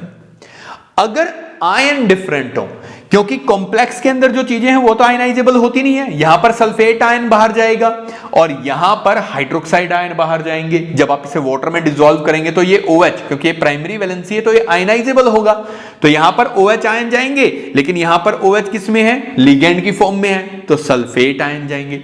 तो आयन अगर डिफरेंट है तो क्या बन जाएगा, आयनाइजेशन आइसोमेरिज्म। नेक्स्ट, अगर आपके पास वाटर मॉलिक्यूल ऐसा करते हैं, यानी कि वाटर मॉलिक्यूल एज ए आप कह सकते हैं प्रेजेंट हैं कॉम्प्लेक्स के अंदर, यानी कि लिगेंड की तरह बिहेव कर रहा है या सिंपल सॉल्वेंट की तरह बिहेव कर रहा है, तो उसे हम क्या बोलेंगे? Hydrate isomerism. सिंपली अगर कोई दूसरा सॉल्वेंट है बता दे कि ये सॉल्वेंट है तो आप इसे सॉल्वेट आइसोमेरिज्म भी बोल सकते हैं। लिंकेज आइसोमेरिज्म, लिंकेज आइसोमेरिज्म ये ऐसे भी आप याद रखिएगा कि लिंकेज आइसोमेरिज्म एम्बिडेंट लिगेंड दिखाते हैं। अभी मैंने आपको बताया था एम्बिडेंट लिगेंड क्या है, वो लिगेंड जिसके पास एक से ज्यादा बाइंडिंग साइट है लेकिन एक टाइम पर सिर्फ एक ही साइट बाइंड करेगी, चाहे वो कोई भी हो। जैसे NO2 हो गया, CN हो गया, SCN हो गया। तो जैसे NO2 यहां पर नाइट्रोजन ने बाइंड किया हुआ है और इस केस में ऑक्सीजन ने बाइंड किया हुआ है, तो ये दोनों एक दूसरे के लिंकेज आइसोमर्स कहलाएंगे। उसी तरीके से एक है पॉलीमराइजेशन आइसोमेरिज्म। ये बेसिकली इंपिरिकल फॉर्मूला सेम है लेकिन मोलिकुलर वेट जो है वो डिफरेंट हो जाता है। जैसे यहां पर क्या है, अमोनिया है 2 मॉलिक्यूल और 2 क्लोरीन है। यहां पर अमोनिया के 4 मॉलिक्यूल्स हैं और क्लोराइड के कितने हैं? 4। ये हालांकि आपके सिलेबस में भी नहीं है, ये सिलेबस के पार्ट भी नहीं है, और ये पॉलीमराइजेशन एक थोड़ा डिफरेंट कंसेप्ट है, एचटेट का पार्ट भी नहीं, आप इसे चाहें तो अवॉइड भी कर सकते हैं। कोऑर्डिनेट पोजीशन आइसोमेरिज्म भी ये थोड़ा गेट लेवल में चले जाते हैं, वहीं पर पूछे जाते हैं। बेसिकली यहां पर क्या है, हमारे पास देखो कोबाल्ट के साथ 4 अमोनिया यहां है, यहां पर 3 जुड़े हुए हैं, यहां पर 2 थे, यहां पर 1 शिफ्ट हो गया, यहां पर बेसिकली 2 क्लोरीन है, यहां पर भी 2। मतलब कि कहने का मतलब मेरा यह है कि यहां पर जो अमोनिया मॉलिक्यूल है यहां से एक अमोनिया किस तरफ शिफ्ट हो गया? इस तरफ शिफ्ट हो गया, ब्रिज के दूसरी तरफ चला गया, तो इसे हम क्या बोल देते हैं? Coordinate position isomerism. खैर इनमें सबसे ज्यादा इंपॉर्टेंट अगर बात की जाए तो पहली 4 हैं, ये दोनों बहुत ज्यादा इंपॉर्टेंस नहीं रखती। फिर भी अगर आप बात कर रहे हैं पीजीटी लेवल के हिसाब से तो कहीं ना कहीं अगर एग्जाम में आ जाए तो आपको कंफ्यूज नहीं होना है, बेसिक्स आइडिया आपको इनका भी जरूर होना चाहिए। एक आइसोमेरिज्म का मतलब हो गया है हमारे पास ज्योमेट्रिकल आइसोमेरिज्म का मतलब होता है कि 3 डायमेंशनल स्पेस में चीजें किस तरीके से जुड़ी हुई हैं। जैसे यहां पर एक मेटल के साथ ये लिगेंड्स जुड़े हुए हैं, इनके जुड़ने का तरीका बस बदल गया। यहां पर B है, ये मैंने A और B को क्या कर दिया? एक्सचेंज कर दिया। इसी मेटल से B जुड़ा हुआ है, इसी मेटल से A, पहले भी ऐसे ही जुड़े हुए थे, अब भी ऐसे ही जुड़े हुए हैं। वहां पर जैसे क्या था, मान लो हम कोऑर्डिनेट आइसोमेरिज्म की बात कर रहे थे, प्लेटिनम के साथ पहले लिगेंड क्लोराइडो था, और फिर वो किसके साथ जाके जुड़ गया? कॉपर के साथ। कॉपर के साथ पहले अमाइन था, फिर वो किसके साथ आके जुड़ गया? प्लेटिनम के साथ। यानी कि अपनी मेटल ही एक्सचेंज कर दी। यहां पर ऐसा कुछ नहीं हो रहा है, यहां पर बॉन्ड्स की 3 डायमेंशनल स्पेस के अंदर पोजीशन जो है वो चेंज होंगी, बॉन्ड वैसे ही रहेंगे। पहले अगर 4 बॉन्ड A के साथ बने हुए हैं तो अभी भी 4 बॉन्ड A के साथ ही रहेंगे, B के साथ 1 बना हुआ है, 2 बने हुए हैं, जितने भी बने हुए हैं बस वो हो जाएगा। तो सिस ट्रांस आइसोमेरिज्म आप इसे कह सकते हैं, यानी कि 3 डायमेंशनल स्पेस के अंदर सिर्फ पोजीशन आपकी चेंज होने वाली है। तो अब इसी बेस पर बहुत ज्यादा डिटेल में हम इसको एकदम यहां पर डील कर नहीं पाएंगे भाई। अब हमारे पास देखिए डी ऑप्शन की अगर हम बात करें तो ये किस तरीके की आइसोमेरिज्म दिखाएगा। हमारे पास यहां पर कोबाल्ट के साथ अमाइन जुड़ा हुआ है, क्रोमियम के साथ साइनाइड, मैं साइनाइड इसके साथ जोड़ सकता हूं और अमाइन इसके साथ, तो ये हमारे पास दिखाएंगे कोऑर्डिनेशन आइसोमेरिज्म। यहां पर आयन है हमारे पास, क्या हो सकता है? ये आयन एज ए लिगेंड जा सकता है और लिगेंड एज ए आयन आ सकता है। तो ये हमारे पास कौन सी आइसोमेरिज्म दिखाएंगे? आयनाइजेशन आइसोमेरिज्म, क्योंकि इनमें तो आयन है ही नहीं किसी के अंदर, तो आयनाइजेशन आइसोमेरिज्म ऑब्वियसली वही दिखा पाएगा जो अपना आयन एक्सचेंज करने की कैपेसिटी रखता है। उसके बाद हमारे पास देखो C और D, कौन सा ऑप्शन हो गया? C जो है वो है हमारा सेकंड ऑप्शन में, और D जो है वो है हमारा थर्ड ऑप्शन में। तो D हमारे पास थर्ड ऑप्शन में होना चाहिए। एक ही ऑप्शन हमारा सही बन रहा है और वो है C ऑप्शन। ये बेसिकली ऑप्शन बेस्ड क्वेश्चन है, क्योंकि अगर आप बात कर रहे हैं देखो C ऑप्शन के हिसाब से A का आंसर हमारा कौन सा बन रहा है? A का आंसर बन रहा है हमारा 4, ज्योमेट्रिकल आइसोमेरिज्म, यानी कि सिस ट्रांस आइसोमेरिज्म ये दिखा सकता है। सिस ट्रांस आइसोमेरिज्म दिखाने के लिए हमारे पास इसने कहा कि ऑक्टाहेड्रल कॉम्प्लेक्स का एक एग्जांपल दिया है जिसमें क्लोरीन सिस भी हो सकता है ट्रांस भी हो सकते हैं एक दूसरे के। क्या ये सिस ट्रांस आइसोमेरिज्म दिखा सकता है? पॉसिबली ये भी सिस ट्रांस आइसोमेरिज्म दिखा सकता है, लेकिन ये आपको ऑप्शन बेस्ड क्वेश्चन देखना था। तो इसके लिए ऑप्शन कौन सा मैच करेगा? ऑप्टिकल। ऑप्टिकल आइसोमेरिज्म क्या होता है? ऑप्टिकल आइसोमेरिज्म का मतलब होता है अगर आप एक कॉम्प्लेक्स लेते हैं और उसे वाटर में डिसॉल्व करते हैं, हम कहते हैं कि लेजर लाइट सीधा ट्रैवल करती है। ऑब्वियसली हम कहते हैं लाइट सीधा ट्रैवल करती है, फिर भी हम बात करते हैं प्लेन पोलराइज लाइट यानी कि लेजर लाइट की। तो हम कह रहे हैं कि लेजर लाइट जो है वो सीधा जाएगी। अगर लेजर लाइट लेफ्ट में मुड़ती है तो हम इसे बोलेंगे लीवो रोटेटरी, और अगर ये राइट में मुड़ जाती है तो हम इसे बोलेंगे डेक्स्ट्रो रोटेटरी। ये चीज कौन कर सकता है? ये चीज वही कर सकते हैं जिनके अंदर ना तो प्लेन और ना ही एक्सिस ऑफ सिमेट्री हो। मतलब एक ऐसा मॉलिक्यूल जिसे आप कभी भी दो बराबर हिस्सों में नहीं काट सकते, उसे हम क्या कहेंगे? अनसिमेट्रिकल मॉलिक्यूल, जिसके अंदर ना प्लेन है ना एक्सिस ऑफ सिमेट्री है। वो लाइट को लेफ्ट या राइट में मोड़ने की कैपेसिटी रखते हैं, और इसी चीज को हम बोलते हैं ऑप्टिकल एक्टिविटी। अगर किसी के अंदर सिमेट्री है तो वो लाइट को नहीं मोड़ेंगे, क्योंकि एक हिस्सा अगर लेफ्ट में मोड़ रहा है तो दूसरा राइट में मोड़ रहा है, और इसीलिए लाइट अपने सीधे रास्ते पर ट्रेवल करने वाली है। तो थोड़ा सा ऑप्शन बेस्ड क्वेश्चन था, आपको पहले ये 2-3 सॉल्व करनी थी, उसके बाद आपको ये चीज आसानी से पता लग जाती। चलिए नेक्स्ट क्वेश्चन के ऊपर आते हैं। नेक्स्ट क्वेश्चन है हमारे पास 2 कॉम्प्लेक्स दिए हुए हैं, कौन सी आइसोमेरिज्म शो करेंगे? ऑब्वियसली यहां पर देखो ब्रोमीन है और ये सल्फेट लिगेंड है। यहां पर ब्रोमीन अंदर है और सल्फेट बाहर है, and this is known as ionisation isomerism. तो जितने भी क्वेश्चन आज तक जितने भी क्वेश्चन आए हुए हैं, मैक्सिमम आए हुए हैं स्ट्रक्चरल आइसोमेरिज्म के ऊपर, और वो भी वही 4 टाइप की आइसोमेरिज्म जो 12th लेवल पर एनसीईआरटी में है, उन्हीं के ऊपर क्वेश्चन पूछा गया है। क्योंकि ऑप्टिकल और स्टीरियो आप कह सकते हैं, ज्योमेट्रिकल आइसोमेरिज्म आप कह सकते हैं, उसके क्वेश्चन थोड़ा सा टाइम कंज्यूमिंग हो जाते हैं, शायद इसलिए एग्जामिनर उसे अवॉइड करता है। Which of the following complex does not show geometrical isomerism? अभी मैंने आपको यह कहा है कि ज्योमेट्रिकल आइसोमेरिज्म का मतलब है, जैसे मैंने कहा सिस ट्रांस आइसोमेरिज्म, आप सबको पता है सिस ट्रांस का मतलब क्या होता है। सिस का मतलब होता है सेम फेस पर, ट्रांस का मतलब होता है अपोजिट फेस के ऊपर। अब हमारे पास एक कंसेप्ट है यहां पर टेट्राहेड्रल ज्योमेट्री, जहां पर भी हो प्लीज ध्यान रखिएगा, टेट्राहेड्रल ज्योमेट्री अगर कहीं पर है तो वो कभी भी ज्योमेट्रिक आइसोमेरिज्म शो नहीं करेंगे। यानी कि टेट्राहेड्रल स्ट्रक्चर में एक्चुअली क्या होता है, मान लो A है, यहां पर X है, यहां पर Y है, यहां पर Z है, और यहां पर मान लो B है। तो ये सारी पोजीशन एक दूसरे के इक्विवेलेंट होती हैं, इसीलिए ये ज्योमेट्रिकल आइसोमेरिज्म शो नहीं करते। पहला पॉइंट। दूसरा, ज्योमेट्रिकल आइसोमेरिज्म के लिए आपका कॉम्प्लेक्स हेट्रोलेप्टिक होना चाहिए। हेट्रोलेप्टिक मतलब क्या है इस बात का?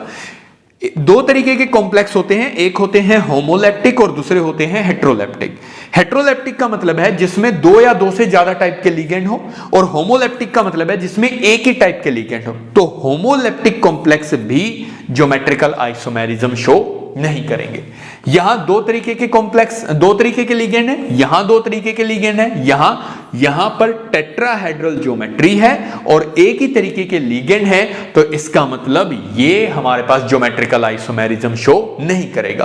भाई सिंपल सी बात है, अगर निकल के साथ यहां पर मान लो कार्बोनिल जुड़ा हुआ है, यहां पर कार्बोनिल है, यहां पर कार्बोनिल है और यहां पर कार्बोनिल है, अगर मैं इस कार्बोनिल को यहां जोड़ दूं और इसे यहां जोड़ दूं तो फर्क क्या पड़ रहा है? सेम ही तो है, सबकी रिलेटिव पोजीशन अभी भी क्या है? Same. That's why we say that those complexes having tetrahedral geometry and are homoleptic in nature will not show geometrical isomerism, यानी कि 3 डायमेंशनल स्पेस में उनकी पोजीशंस बराबर रहने वाली हैं। क्लियर? नेक्स्ट क्वेश्चन पर आते हैं। The number of unpaired electron in square planar ion are. ये अच्छा क्वेश्चन है। अब आती है मेन थ्योरीज के बारे में हम बात कर रहे हैं कि कौन कौन सी थ्योरीज थी जिन्होंने एक्सप्लेन किया कि किस तरीके से कॉम्प्लेक्स बनते हैं। इस चीज को समझने के लिए मैं आपको एक छोटा सा एग्जांपल देता हूं कि किस तरीके से चीजें हमारे पास हुई। प्लीज सबसे पहले हमारे पास जो थ्योरी आई वो आई वैलेंस बॉन्ड थ्योरी। इसे ध्यान से समझिएगा, ये बड़े इंपॉर्टेंट कंसेप्ट यहां पर रहने वाला। और किस तरीके से कॉम्प्लेक्स बनने हैं ये भी, हाइब्रिडाइजेशन कैसे डिसाइड करेंगे, हाई स्पिन, लो spin, inner orbital, outer orbital, ये सारी चीजें यहां से एक्सप्लेन होने वाली हैं। अब बड़ा ध्यान से सुनिएगा चीजों को। देखो हमने क्या कहा, वैलेंस बॉन्ड थ्योरी कहती है कि हर एक ऑर्बिटल चाहता है कि उसके अंदर 2 इलेक्ट्रॉन हो जाएं, और इसीलिए एटम एक दूसरे के साथ इलेक्ट्रॉन्स की शेयरिंग करते हैं। तो वैलेंस बॉन्ड थ्योरी का एक नॉर्मल एग्जांपल लेके चलते हैं, मीथेन वाला। इसमें हम कहते हैं कि कार्बन की इलेक्ट्रॉनिक कॉन्फ़िगरेशन है 1s2 2s2 2p2। तो हमने कहा कि यहां पर 2 इलेक्ट्रॉन है और p के अंदर भी हमारे 2 इलेक्ट्रॉन हैं। जब इससे कोई बॉन्ड बनाने आता है, यानी कि एक्साइटेड स्टेट की बात कर रहे हैं, जब इससे हाइड्रोजन बॉन्ड बनाने आता है तो एक इलेक्ट्रॉन आगे शिफ्ट हो जाता है। क्योंकि एक इलेक्ट्रॉन शिफ्ट करने से नुकसान तो हो रहा है, लेकिन हमें एक और फायदा हो गया। पहले जहां पर सिर्फ 2 बॉन्ड बनने के चांसेस थे, अब हमारे पास 4 बॉन्ड बनने के चांसेस हो गए। तो जितने ज्यादा बॉन्ड बनेंगे उतनी ज्यादा स्टेबिलिटी आएगी। तो इलेक्ट्रॉन शिफ्ट करने से जो नुकसान हो रहा है वो 2 एक्स्ट्रा बॉन्ड बनने से उसकी भरपाई कर लेगा। तो एक हाइड्रोजन आता है और अपना इलेक्ट्रॉन यहां पर ऐड करेगा, एक हाइड्रोजन यहां, एक हाइड्रोजन यहां और एक हाइड्रोजन यहां।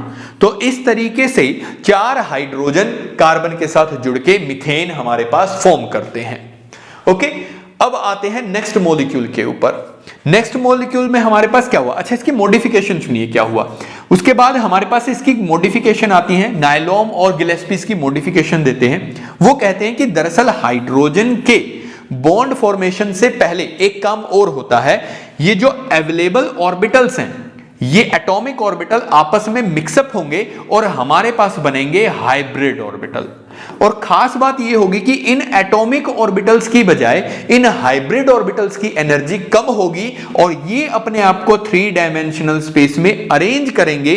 उसके बाद आपका हाइड्रोजन यहां पर आएगा और वो बॉन्ड फॉर्मेशन करेगा। तो बॉन्ड फॉर्मेशन हाइब्रिड ऑर्बिटल्स के साथ हो रही है। ये वाली कहानी हमारे पास बेसिकली चल रही होती है। अब इसी कहानी को हम रिपीट करते हैं हमारे कॉम्प्लेक्सेस के अंदर।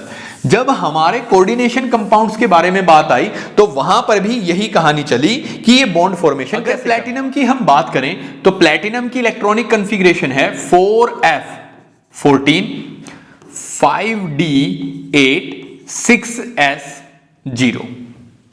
ये हमारे पास क्या हो जाएगी, इसकी इलेक्ट्रॉनिक कॉन्फ़िगरेशन हो जाएगी। कैसे निकाली है मैंने इलेक्ट्रॉनिक कॉन्फ़िगरेशन भाई, देखो हम कह रहे हैं कि प्लैटिनम की एक्चुअल में अगर न्यूट्रल स्टेट की बात करोगे तो इलेक्ट्रॉनिक कॉन्फ़िगरेशन होती है 4f14 5d8 6s2। अब ऑक्सीडेशन स्टेट निकालो, प्लैटिनम प्लस 4 साइनाइड आयन, इनको मिला के चार्ज हमारे पास कितना है -2। साइनाइड पर चार्ज होता है -1, तो प्लैटिनम पर चार्ज कितना आ जाएगा, ऑक्सीडेशन स्टेट कितनी आ जाएगी प्लैटिनम की, the oxidation state of platinum will be +2। यानी कि इस मॉलिक्यूल की फॉर्मेशन में प्लैटिनम ने 2 इलेक्ट्रॉन लूज किए, तो इसीलिए इलेक्ट्रॉनिक कॉन्फ़िगरेशन हो गई 6s0। इसके आगे कौन है 6p, इसके आगे कौन है 6d। अब मुझे जितने लिगेंड जोड़ने हैं उतने ही वेकेंट ऑर्बिटल चाहिए, क्योंकि कोवलेंट बॉन्ड में तो हमें शेयरिंग करनी थी, यहां पर तो लिगेंड इलेक्ट्रॉन पेयर लेके आएगा, तो इसीलिए हमें वेकेंट ऑर्बिटल चाहिए। हमारे पास 5d की बात करें, d के अंदर 5 ऑर्बिटल्स हैं 1 2 3 4 5, 8 इलेक्ट्रॉन 1 2 3 4 5 6 7 और 8, ये मैंने इलेक्ट्रॉन ऐड कर दिए। उसके बाद 6s मेरे पास आगे खाली पड़ा हुआ है और मेरे पास है 6p। क्लियर। अब अवेलेबिलिटी देखो अपने पास कहां कहां हो सकती है। हम हमेशा चाहते हैं कि हमें लो एनर्जी के ऑर्बिटल्स अवेलेबल हो जाएं, क्योंकि जितनी एनर्जी कम होगी उतनी ही स्टेबिलिटी ज्यादा होगी। अब हम कोशिश करेंगे कि भाई 4f के अंदर तो जगह है नहीं, 5d के अंदर हमें कुछ न कुछ मिल जाए। अब देखो क्या होगा, अगर मैं इस इलेक्ट्रॉन को यहां से उठा के यहां पर ऐड कर दूं, या फिर ये कहो कि मैंने यहां से एक ऑर्बिटल क्या कर दिया, वेकेंट कर दिया, मैंने पेयरिंग करवा दी। मेरे पास ये 5 ऑर्बिटल हैं 1 2, ये तो पहले से ही पेयर्ड है, 3 4, ये हो गया 5, ये हो गया 6 और मैंने इसको क्या करवा दिया, पेयर अप करवा दिया। किसी को भी करवा दीजिए, पेयर अप करवा दीजिए। तो एक मेरे पास क्या बन गया, वेकेंट ऑर्बिटल। तो चलो एक तो खाली जगह हो गई। दूसरा अपने पास कौन है खाली, 6s। तो 5d से मुझे एक मिल गया, 6s से मुझे एक मिल गया। मुझे कितनी चीजें जोड़नी है, 4, तो मुझे 2 और चाहिए। तो p में मेरे पास 3 अवेलेबल हैं, तो मैं 2 कहां से यूज कर लूंगा, p में से यूज कर लूंगा। तो हमारे पास 4 ऑर्बिटल हमें मिल गए। एक मिल गया 5d से, एक 6s से, और 2 हमें मिल गए 6p से। अब क्वेश्चन ये हो सकता है कि सर 3 ये पहले थे, एक ये था, तो आप ये डायरेक्ट 4 क्यों नहीं यूज कर लेते, क्योंकि हमें 4 साइनाइड आयन ही तो चाहिए। बिल्कुल, हम 4 ये वाले यूज कर सकते हैं, लेकिन क्योंकि साइनाइड एक स्ट्रॉन्ग लिगेंड है, स्ट्रॉन्ग लिगेंड का मतलब है जो मेटल के साथ जुड़ने की कैपेसिटी रखता है, तो स्ट्रॉन्ग लिगेंड हमेशा कहता है कि भाई मैं पहले लो एनर्जी का जो ऑर्बिटल है उसके अंदर जगह बनाने की कोशिश करूंगा। मैं इतनी स्ट्रॉन्गली जुड़ रहा हूं कि एनर्जी इतनी रिलीज होगी कि कॉम्प्लेक्स स्टेबल हो जाएगा। इसीलिए स्ट्रॉन्ग लिगेंड के केस में हम पहले पेयरिंग करवाने की कोशिश करेंगे। अगर वीक लिगेंड है तो फिर हम बाहर वाले ही ऑप्ट कर लेंगे। तो इस केस में हमारे पास हो गई हाइब्रिडाइजेशन। क्या हो गई, हमने यूज किया एक D, एक हमने यूज किया S और 2 हमने यूज किए P। तो हाइब्रिडाइजेशन हो गई DsP2। एक बात और याद रखिएगा, स्क्वायर प्लेनर जो कॉम्प्लेक्स होते हैं उसमें हाइब्रिडाइजेशन हमेशा क्या होती है, DsP2। अगर टेट्राहेड्रल होगा तो हाइब्रिडाइजेशन क्या होगी, sp3। मैंने बस आपको हाइब्रिडाइजेशन का कंसेप्ट समझाने के लिए ये किया है। दूसरी बात और याद रखिएगा, प्लेटिनम की इलेक्ट्रॉनिक कॉन्फ़िगरेशन बहुत ज्यादा इंपॉर्टेंट है, तो प्लीज इसके ऊपर थोड़ा सा ध्यान आप जरूर दीजिएगा कि क्या है। ओके, ये इलेक्ट्रॉनिक कॉन्फ़िगरेशन, सॉरी मैंने गलत लिख दिया था, ये होगा 6s1 और 5d9। ये इलेक्ट्रॉनिक कॉन्फ़िगरेशन होती है। जब आप 2 इलेक्ट्रॉन निकालेंगे तो यहां पर 0 हो जाएगा और यहां पर 8 हो जाएंगे। इसीलिए प्लेटिनम की इलेक्ट्रॉनिक कॉन्फ़िगरेशन इंपॉर्टेंट है। देखो निकल, पैलेडियम और प्लेटिनम ये है हमारे पास। तो ये इलेक्ट्रॉनिक कॉन्फ़िगरेशन जो है ये इसकी आपको जरूर ध्यान रखनी है कि क्या है हमारे पास।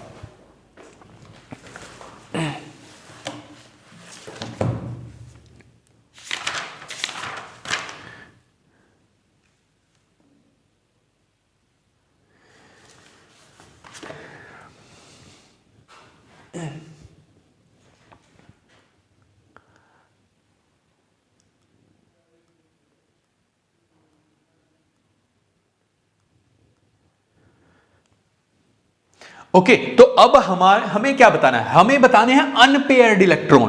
तो अनपेयर्ड इलेक्ट्रॉन हमारे पास कितने हैं, एक अनपेयर्ड इलेक्ट्रॉन बच गया, so B will be the correct answer.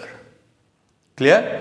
तो ये एक हमारे पास कॉम्प्लेक्स था, कैसे बन रहे हैं, बस ये बात याद रखिएगा कि कोवलेंट बॉन्ड के अंदर इनके अंदर एक इलेक्ट्रॉन है, वहां पर बॉन्डिंग हो रही है, यहां पर लिगेंड 2 इलेक्ट्रॉन के साथ आ रहा है, तो इसीलिए उसे क्या चाहिए, वेकेंट ऑर्बिटल चाहिए, क्योंकि एक ऑर्बिटल के अंदर 3 इलेक्ट्रॉन आ ही नहीं सकते। खैर 1-2 क्वेश्चन और यहां पर आगे इसमें अच्छा से एक्सप्लेन हम करने वाले हैं। अच्छा, स्ट्रॉन्ग और वीक लिगेंड का आइडिया हम कैसे लगाएं, ये हमें कैसे पता चलेगा। तो ये आपके पास एक स्पेक्ट्रोकेमिकल सीरीज है, इसका आपको थोड़ा सा आइडिया रखना है। किन चीजों का आपको आइडिया रखना है, इसका स्क्रीनशॉट अभी ले लीजिएगा, मैं कुछ चीजें नोट करवाता हूं आपको। सबसे पहले ये बात याद रखिएगा कि वाटर आपका रेफरेंस पॉइंट है, वाटर से पीछे वाले जो जो चीजें हैं वो आपकी स्ट्रॉन्ग लिगेंड माने जाते हैं और ऊपर वाले जो हैं वो वीक लिगेंड माने जाते हैं। एक नॉर्मल चीज अगर आप याद रखेंगे तो वो ये है कि जो चिलेशन करते हैं वो मेनली स्ट्रॉन्ग लिगेंड्स में आते हैं, लेकिन एक ऑक्सलेट को छोड़ दीजिए, ये ऑक्सलेट है, ये वीक लिगेंड कंसिडर होता है, जबकि ये चिलेशन कैपेसिटी रखता है।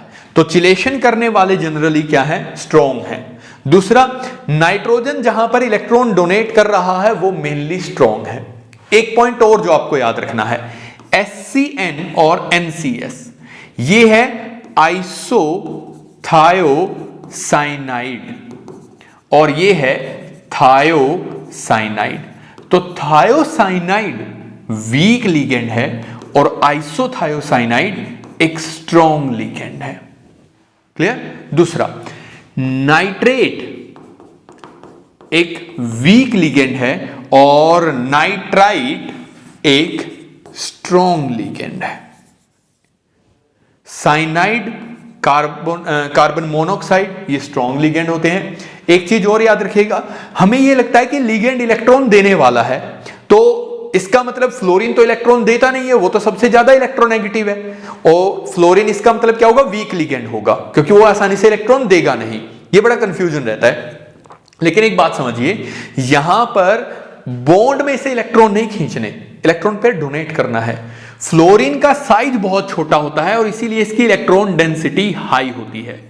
तो बाकी हैलोजेंस के कंपैरिजन में, चाहे ब्रोमीन हो, आयोडीन हो या क्लोरीन हो, उनमें सबसे ज्यादा स्ट्रॉन्ग कौन होगा, फ्लोरीन। यानी कि हैलोजेंस में आपके दिमाग में यह चीज है कि फ्लोरीन इलेक्ट्रॉन नहीं देगा, तो सीक्वेंस जनरली आप उल्टा समझ लेते हैं, लेकिन वो इलेक्ट्रोनेगेटिविटी कोवलेंट बॉन्ड में से इलेक्ट्रॉन खींचने की पावर है, ना कि इलेक्ट्रॉन डोनेट करने की।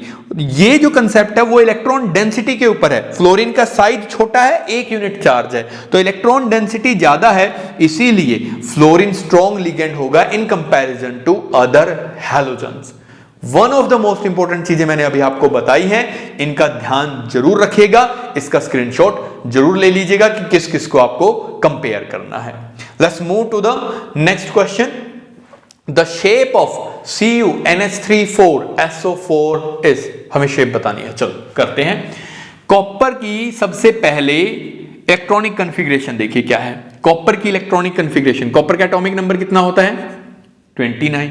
इलेक्ट्रॉनिक कॉन्फ़िगरेशन क्या है, 4s1 3d10। ये इलेक्ट्रॉनिक कॉन्फ़िगरेशन है। अब आगे कौन खाली पड़ा हुआ है भाई, आगे खाली पड़ा हुआ है 4p, और कौन खाली पड़ा हुआ है, 4d भी खाली पड़ा हुआ है, 4f भी खाली पड़ा हुआ है, क्योंकि फोर्थ शेल की बात हो रही है। चलो अब देखते हैं क्या क्या चल रहा है हमारे पास। हमारे पास अब हमें सबसे पहले ये देखना है कि इसके ऊपर चार्ज कितना है।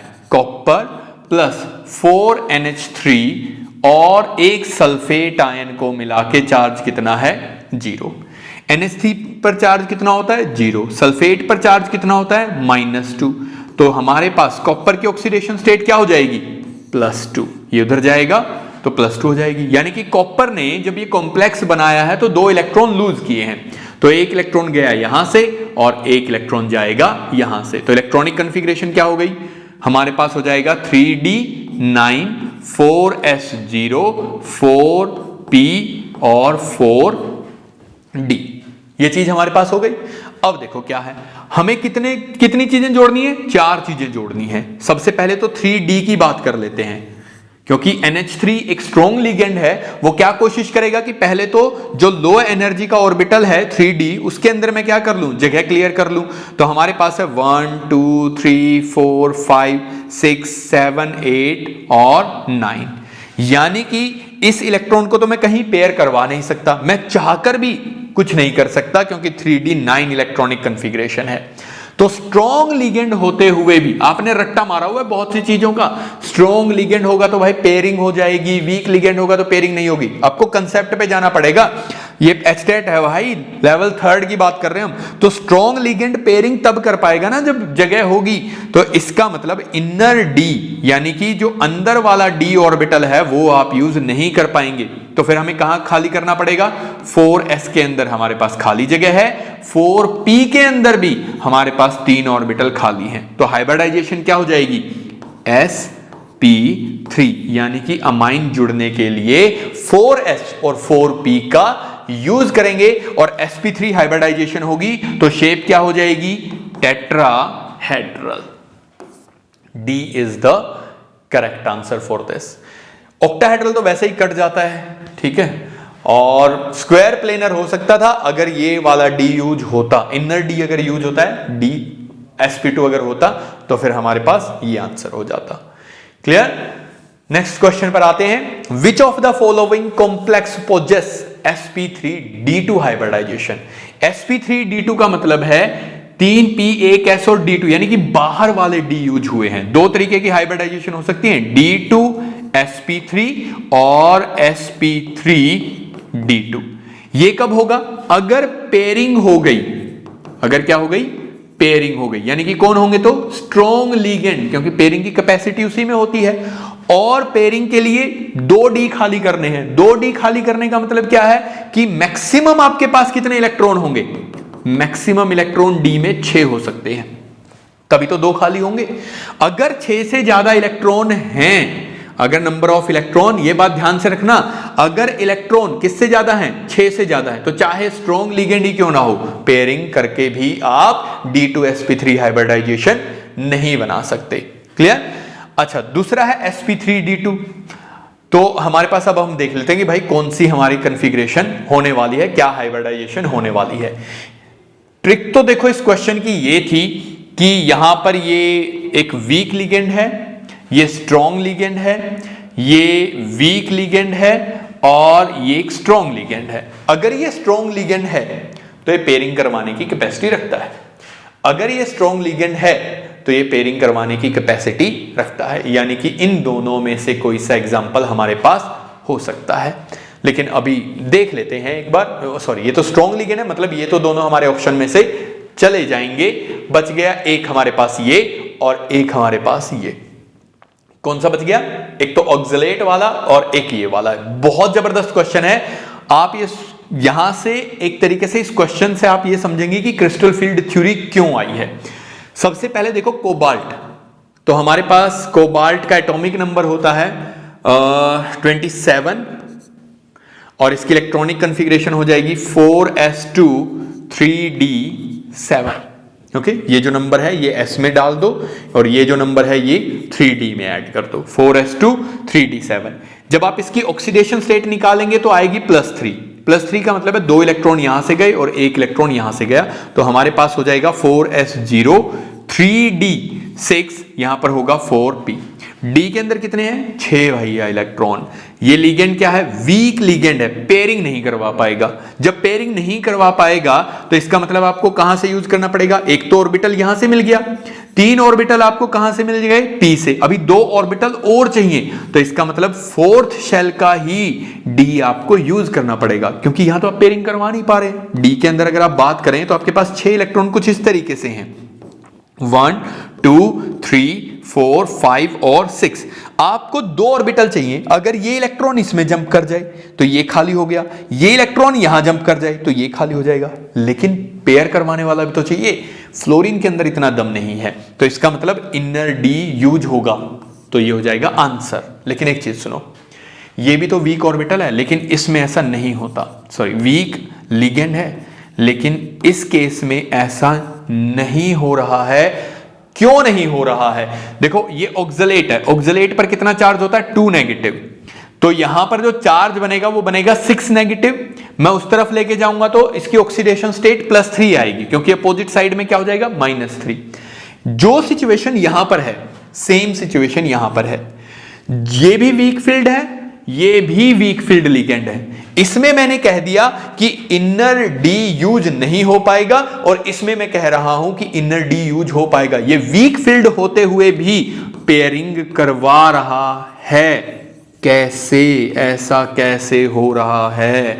यहां से आती है failure of valence bond theory. अभी नेक्स्ट क्वेश्चंस में हम इसी एग्जांपल के थ्रू मैं आपको एक्सप्लेन करूंगा, और ये बहुत सारे लोगों का गलत हुआ था क्वेश्चन, इसीलिए प्लीज ध्यान रखिएगा। क्योंकि कुछ लोग ऐसे होते हैं जो पीछे से सॉल्व करना शुरू करते हैं, ये काट दिया, ये काट दिया, इनमें कंफ्यूजन हो गई, ये सॉल्व किया, सेट बैठ रहा था आंसर, इसी को टिक कर दिया, जिसने वो सॉल्व कर दिया पहले उसी को ठीक हो गया। तो ऑप्शंस आते हैं आपके पास, वो चीजें आपको देखनी पड़ेंगी।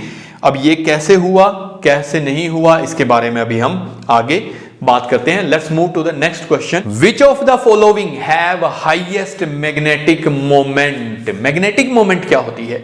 मैग्नेटिक मोमेंट है basically due to presence of unpaired electron. अगर आपके पास अनपेयर्ड इलेक्ट्रॉन है तो इसका मतलब मैग्नेटिक मोमेंट ज्यादा होगी। अब ट्रिक की अगर बात करें तो ट्रिक ये कहती है कि इसमें साइनाइड, इसमें भी साइनाइड है, और इन दोनों के अंदर फ्लोरीन है। जिनमें स्ट्रॉन्ग लिगेंड होंगे वो तो इलेक्ट्रॉन को पेयर अप करवाएंगे, जिनमें वीक लिगेंड होंगे वो इलेक्ट्रॉन को पेयर अप नहीं करवा पाएंगे। चलो सॉल्व करते हैं। आयरन की अगर हम बात करें तो एटॉमिक नंबर है 26, तो इलेक्ट्रॉनिक कॉन्फ़िगरेशन है 4s2 3d6। आयरन की अगर ऑक्सीडेशन स्टेट निकालोगे तो iron plus 6 fluorine will be equal to -3। Fluorine पर चार्ज होता है -1, तो हमारे पास ऑक्सीडेशन स्टेट आ जाएगी +3। यानी कि हमें 3 इलेक्ट्रॉन निकालने हैं, तो 2 इलेक्ट्रॉन यहां से निकल गए और 1 इलेक्ट्रॉन यहां से निकल गया, तो हमारे पास बना 4s0 3d5। क्लियर? 1 2 3 4 5। अब आगे कौन है? 4p, और कौन खाली पड़ा हुआ है? 4d। हमें कितनी चीजें जोड़नी है? 6 चीजें। एक ऑर्बिटल मुझे ये मिल गया, 3 ऑर्बिटल मुझे ये मिल गए, ओके 4। अब मुझे 2 और चाहिए। अब ये 2 ऑर्बिटल मुझे कहां से मिले? चाहे तो मुझे मिले 3d में से या फिर मुझे मिले 4d में से। अगर 3d देता है तो हम इसे बोलेंगे इनर ऑर्बिटल कॉम्प्लेक्स, कि भाई अंदर वाला ऑर्बिटल, 4 से पहले वाला यूज हुआ है। अगर बाहर वाला यूज करेंगे तो इसे बोलेंगे आउटर ऑर्बिटल। अब ये किस बात पर डिपेंड करता है? ये डिपेंड करता है लिगेंड के ऊपर। क्योंकि फ्लोरीन एक वीक लिगेंड है तो वो इलेक्ट्रॉन को पेयर अप नहीं करवा पाएगा, तो इसका मतलब हमें ये वाले डी यूज करने पड़ेंगे। तो हमारे पास कितने अनपेयर्ड इलेक्ट्रॉन बच गए? 5 अनपेयर्ड इलेक्ट्रॉन बच गए। अगर आप यही चीज कोबाल्ट में करते हैं तो कोबाल्ट की इलेक्ट्रॉनिक कॉन्फ़िगरेशन है 4s2 3d7, यहां पर 4p है और आगे कौन है? 4d है भैया। तो 2 इलेक्ट्रॉन में यहां से सेम, यहां पर +3 ऑक्सीडेशन स्टेट आ जाएगी, 2 इलेक्ट्रॉन यहां से निकाल दूं, एक यहां से, तो मेरे पास बन गया 4s0 3d6 4p और 4d। तो मेरे पास यहां पर d भी अवेलेबल है, p भी अवेलेबल है, 3d6 6 इलेक्ट्रॉन है। तो कितना हो जाएगा? 1 2 3 4 5 6, ये हो गए। क्योंकि मैं अब भी पेयरिंग तो करवा नहीं सकता, वीक फील्ड लिगेंड है, तो अनपेयर्ड इलेक्ट्रॉन कितने बचेंगे मेरे पास? सिर्फ 4 इलेक्ट्रॉन, क्योंकि बॉन्ड बनाने के लिए तो मैंने 3 ये 2 ये और 1 ये यूज कर लिया 6 चीजों को जोड़ने के लिए, पेयरिंग में करवा नहीं पा रहा था। तो 4 इलेक्ट्रॉन यहां पर हैं, 5 अनपेयर्ड इलेक्ट्रॉन यहां पर हैं। इसका मतलब यहां पर मैग्नेटिक मोमेंट क्या होगा? ज्यादा होगा। तो पहला, आप हाई स्पिन लिगेंड्स को या फिर कहिए स्ट्रॉन्ग लिगेंड्स को तो वैसे ही नेग्लेक्ट कर सकते हैं, जो वीक फील्ड होंगे उसे आप ये करेंगे। कहानी ये है कि क्या ये हमेशा 100% काम करने वाली चीज है? 100% तो देखो ये आपको सारे सॉल्व करके देखने चाहिए, लेकिन ये बात एग्जामिनर को भी पता है कि अगर बच्चा 4 कॉम्प्लेक्सेस के स्ट्रक्चर बनाएगा, हाइब्रिडाइजेशन निकालेगा, इलेक्ट्रॉनिक कॉन्फ़िगरेशन लिखेगा, तो टाइम बहुत कंज्यूम होगा। इसीलिए आज तक ऐसा हुआ है कि जब भी क्वेश्चन ऐसा आया है तो उसने इन 2 ऑप्शंस को नेग्लेक्ट करवाया है आपसे हमेशा, कि भैया इसमें स्ट्रॉन्ग लिगेंड है, इन दोनों को तो आप नेग्लेक्ट कर दो, बाकी वीक वालों को सॉल्व करवा लो, या वीक वालों को नेग्लेक्ट करवा के स्ट्रॉन्ग वालों के ऊपर बेस्ड जो होंगे 2 आपके ऑप्शन, उनसे आपको सॉल्व करवा के देखेगा। आज तक हुआ है, आगे भी ऐसा होगा, क्योंकि एग्जाम पैटर्न को भी उसे कंप्लीटली फॉलो करना है। तो हाईएस्ट मैग्नेटिक मोमेंट हमारी हो जाएगी फ्लोराइडोफेरेट के अंदर। क्लियर? नेक्स्ट क्वेश्चन देखते हैं। Which of the following statement is not true? आपको बताना है कि इनमें से कौन सी स्टेटमेंट ट्रू नहीं है। Halide ligand form high spin complex. High spin complex का मतलब क्या है? हाई स्पिन का मतलब है कि इलेक्ट्रॉन पेयरिंग में पार्टिसिपेट नहीं कर रहे हैं, electron does not participate in pairing.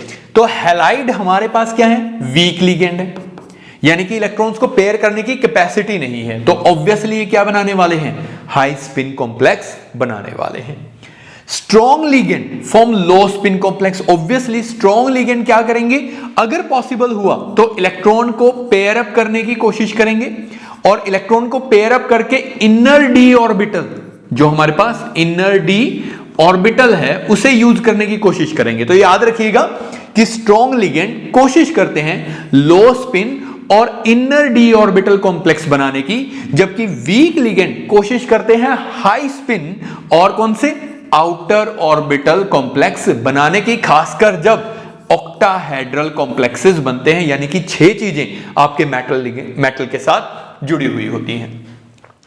उसके बाद क्या है? Fe F6 3 negative. अभी लास्ट क्वेश्चन में हमने ये एक्सप्लेन भी किया था, फ्लोरीन जो है वो एक वीक लिगेंड है, और वीक लिगेंड है तो इसका मतलब ये क्या करेगा? आउटर वीक लिगेंड अभी हम एक्सप्लेन किया है ना भाई, अगर वीक लिगेंड है तो इसका मतलब वो इलेक्ट्रॉन को तो पेयर कर नहीं पाएगा, और इलेक्ट्रॉन को पेयर नहीं कर पाया इसका मतलब इनर ऑर्बिटल को भी यूज नहीं कर पाएगा। इसे तो क्या करना पड़ेगा, जो आउटर ऑर्बिटल है, बाहर की तरफ जो डी ऑर्बिटल होता है वो यूज करना पड़ेगा।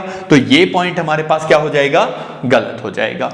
NiCl4 में क्लोराइडो जो है वो भी एक वीक लिगेंड की तरह बिहेव करेगा, और वीक लिगेंड है तो इसका मतलब आउटर ऑर्बिटल कॉम्प्लेक्स बनाएगा। सो आंसर विल बी 3 की थर्ड स्टेटमेंट हमारे पास सही नहीं है। नेक्स्ट क्वेश्चन देखते हैं। नेक्स्ट क्वेश्चन है the spin only magnetic moment in strong ligand field of D6 ion of octahedral complex is. देखो स्ट्रॉन्ग लिगेंड, पहले तो दो चीजों पे ध्यान दीजिए, एक तो हमारे पास क्या है, स्ट्रॉन्ग लिगेंड है, ऑक्टाहेड्रल कॉम्प्लेक्स है और D6 इलेक्ट्रॉनिक कॉन्फ़िगरेशन है। D6 का मतलब क्या है, हमारे पास जो D ऑर्बिटल है, D सबशेल जो है इसके ऑर्बिटल्स के अंदर 6 इलेक्ट्रॉन है, 1 2 3 4 5 और 6, ये कंडीशन है। ऑक्टाहेड्रल कॉम्प्लेक्स है यानी कि हमें चाहिए 6 ऑर्बिटल।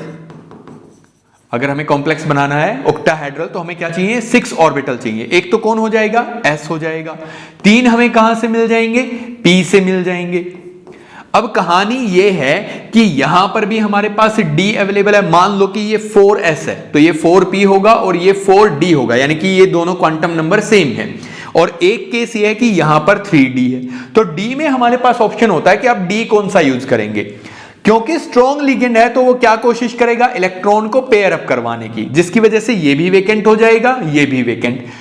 अब वेकेंट होने का मतलब है कि यहां पर इलेक्ट्रॉन पेयर अप हो गए, तो अनपेयर्ड इलेक्ट्रॉन हमारे पास कितने बचे, अनपेयर्ड इलेक्ट्रॉन बचे 0। और स्पिन ओनली मैग्नेटिक मोमेंट हम निकालते कैसे हैं, इसका फॉर्मूला होता है mu is equal to √n into n plus 2। लेकिन अगर ये 0 है तो हमारे पास स्पिन 0 है, वो अनपेयर्ड इलेक्ट्रॉन ही नहीं है, तो फाइनल आंसर क्या हो जाएगा, 0। सॉल्व करने की जरूरत ही नहीं पड़ेगी। क्लियर, ये बेसिक सा हमारे पास क्वेश्चन था यहां पर। नेक्स्ट पार्ट पर आते हैं। The crystal field stabilisation energy in term of D6 configuration of metal ion in high spin octahedral complex is. सबसे मेजर इशू ये रहता है कि बहुत बार एस्पिरेंट्स को ये लैंग्वेज ही समझ में नहीं आती है। अब ये लैंग्वेज कब समझ में आएगी, जब आप प्रैक्टिस कर रहे हैं, जब आपने चीजों को डिटेल में पढ़ा है। मैं आपको कंप्लीट कोऑर्डिनेशन केमिस्ट्री 1 आवर या मान लीजिए कि थोड़ा सा और ज्यादा टाइम मैं ले लूं 1.5 घंटे तक, तो मैं आपको एक्सप्लेन कर रहा हूं। इसमें मैं आपको PYQ भी करवा रहा हूं, मैंने सारे कंसेप्ट का बेसिक ओवरव्यू भी आपको दिया है। तो ये एक ओवरव्यू की तरह है, इससे आपको रिफ्रेशमेंट तो मिल जाएगी कंसेप्ट पे, लेकिन अगर डिटेल्ड एक्सप्लेनेशन आपको चाहिए तो फिर डेफिनेटली आपको उसे पॉइंट टू पॉइंट पढ़ना पड़ेगा। कभी न कभी जिंदगी में वो आपको करना ही है। आप हर साल प्रिपरेशन करते हुए क्या करते हैं, इस बार बस ऐसे ही कर लेता हूं, आगे देखेंगे। ये आगे देखने वाला सिस्टम है ना भाई, ये कभी काम नहीं करने वाला। आपको कभी न कभी खुद के लिए स्टैंड लेना पड़ेगा। अगर आप खुद के लिए स्टैंड नहीं लेंगे तो समझिए जिंदगी भी आपके लिए स्टैंड नहीं लेने वाली है। आप ऐसे ही परेशान रहेंगे जो जिंदगी में झमेले चल रहे हैं। खैर, हम आते हैं अपने कॉम्प्लेक्स के ऊपर। अब हमारे पास यहां पर एक नई थ्योरी आती है जिसका नाम है crystal field stabilisation theory, CFSE, crystal field splitting energy crystal field theory. इसके बारे में हम बात क्या करते हैं, ये थ्योरी जैसे वैलेंस बॉन्ड थ्योरी है, ये बात याद रखिएगा। Valence bond theory coordination compound की जो फॉर्मेशन है उसका कोवलेंट नेचर मान के चलती है। यानी कि मेटल है जिसके पास वेकेंट ऑर्बिटल है, लिगेंड है जिसके पास लोन पेयर ऑफ इलेक्ट्रॉन है, ये इसे डोनेट कर रहा है। डोनेट का मतलब है कि ये दोनों आपस में एक तरीके से ओवरलैप कर रहे हैं। बस स्पेशल केस है ये, कोवलेंट बॉन्ड का ही क्या माना गया, स्पेशल केस माना गया कि भाई ओवरलैप कर गए, लेकिन दोनों इलेक्ट्रॉन कहां से आए, लिगेंड से आए। क्रिस्टल फील्ड थ्योरी इसके बिल्कुल अपोजिट काम करता है। क्रिस्टल फील्ड थ्योरी कहता है कि एक्चुअल में मेटल और लिगेंड दोनों ही किसकी तरह बिहेव करेंगे, पॉइंट चार्ज की तरह। यानी कि क्रिस्टल फील्ड थ्योरी इसे आयनिक नेचर का मान रहा है। एक तो ये पॉइंट याद रखेगा, ठीक है।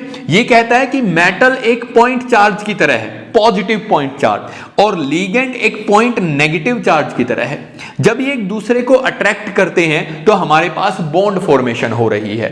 अब कहानी में मेन रोल कहां पर आता है, अगर आप डी ब्लॉक एलिमेंट्स की बात करें, क्योंकि ज्यादातर डी और एफ ब्लॉक एलिमेंट ही ऐसे कंपाउंड फॉर्मेशन कर रहे हैं, तो इसीलिए हम उन्हीं के बारे में बात कर रहे हैं। तो हमने देखा कि डी सबशेल, हमारे पास डी 5 तरीके के हैं, d x y, d y z, d z x, d x square minus y square और डी जेड स्क्वायर।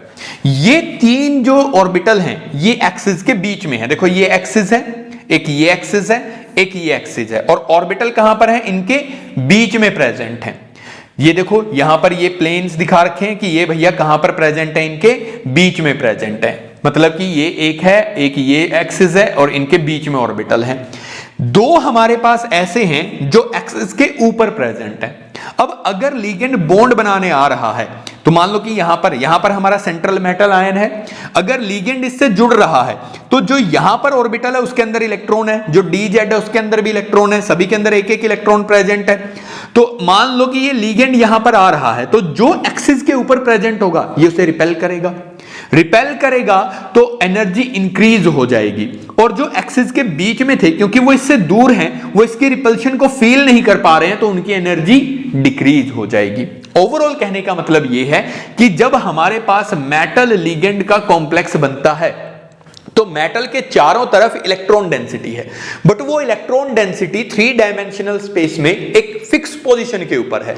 अगर आप 6 चीजें जोड़ते हैं तो आप हर एक एक्सिस के ऊपर जोड़ते हैं, जिसकी वजह से जो एक्सिस के ऊपर इलेक्ट्रॉन प्रेजेंट है उनके बीच में रिपल्शन होती है। मान लो कि यहां पर इलेक्ट्रॉन है, ये लिगेंड आ रहा है, तो रिपल्शन हो रही है जिससे इसकी एनर्जी इंक्रीज हो गई, लेकिन जो एक्सिस के बीच में था उसे कम रिपल्शन फील हुई, तो इनकी एनर्जी क्या हो गई, डिक्रीज हो गई।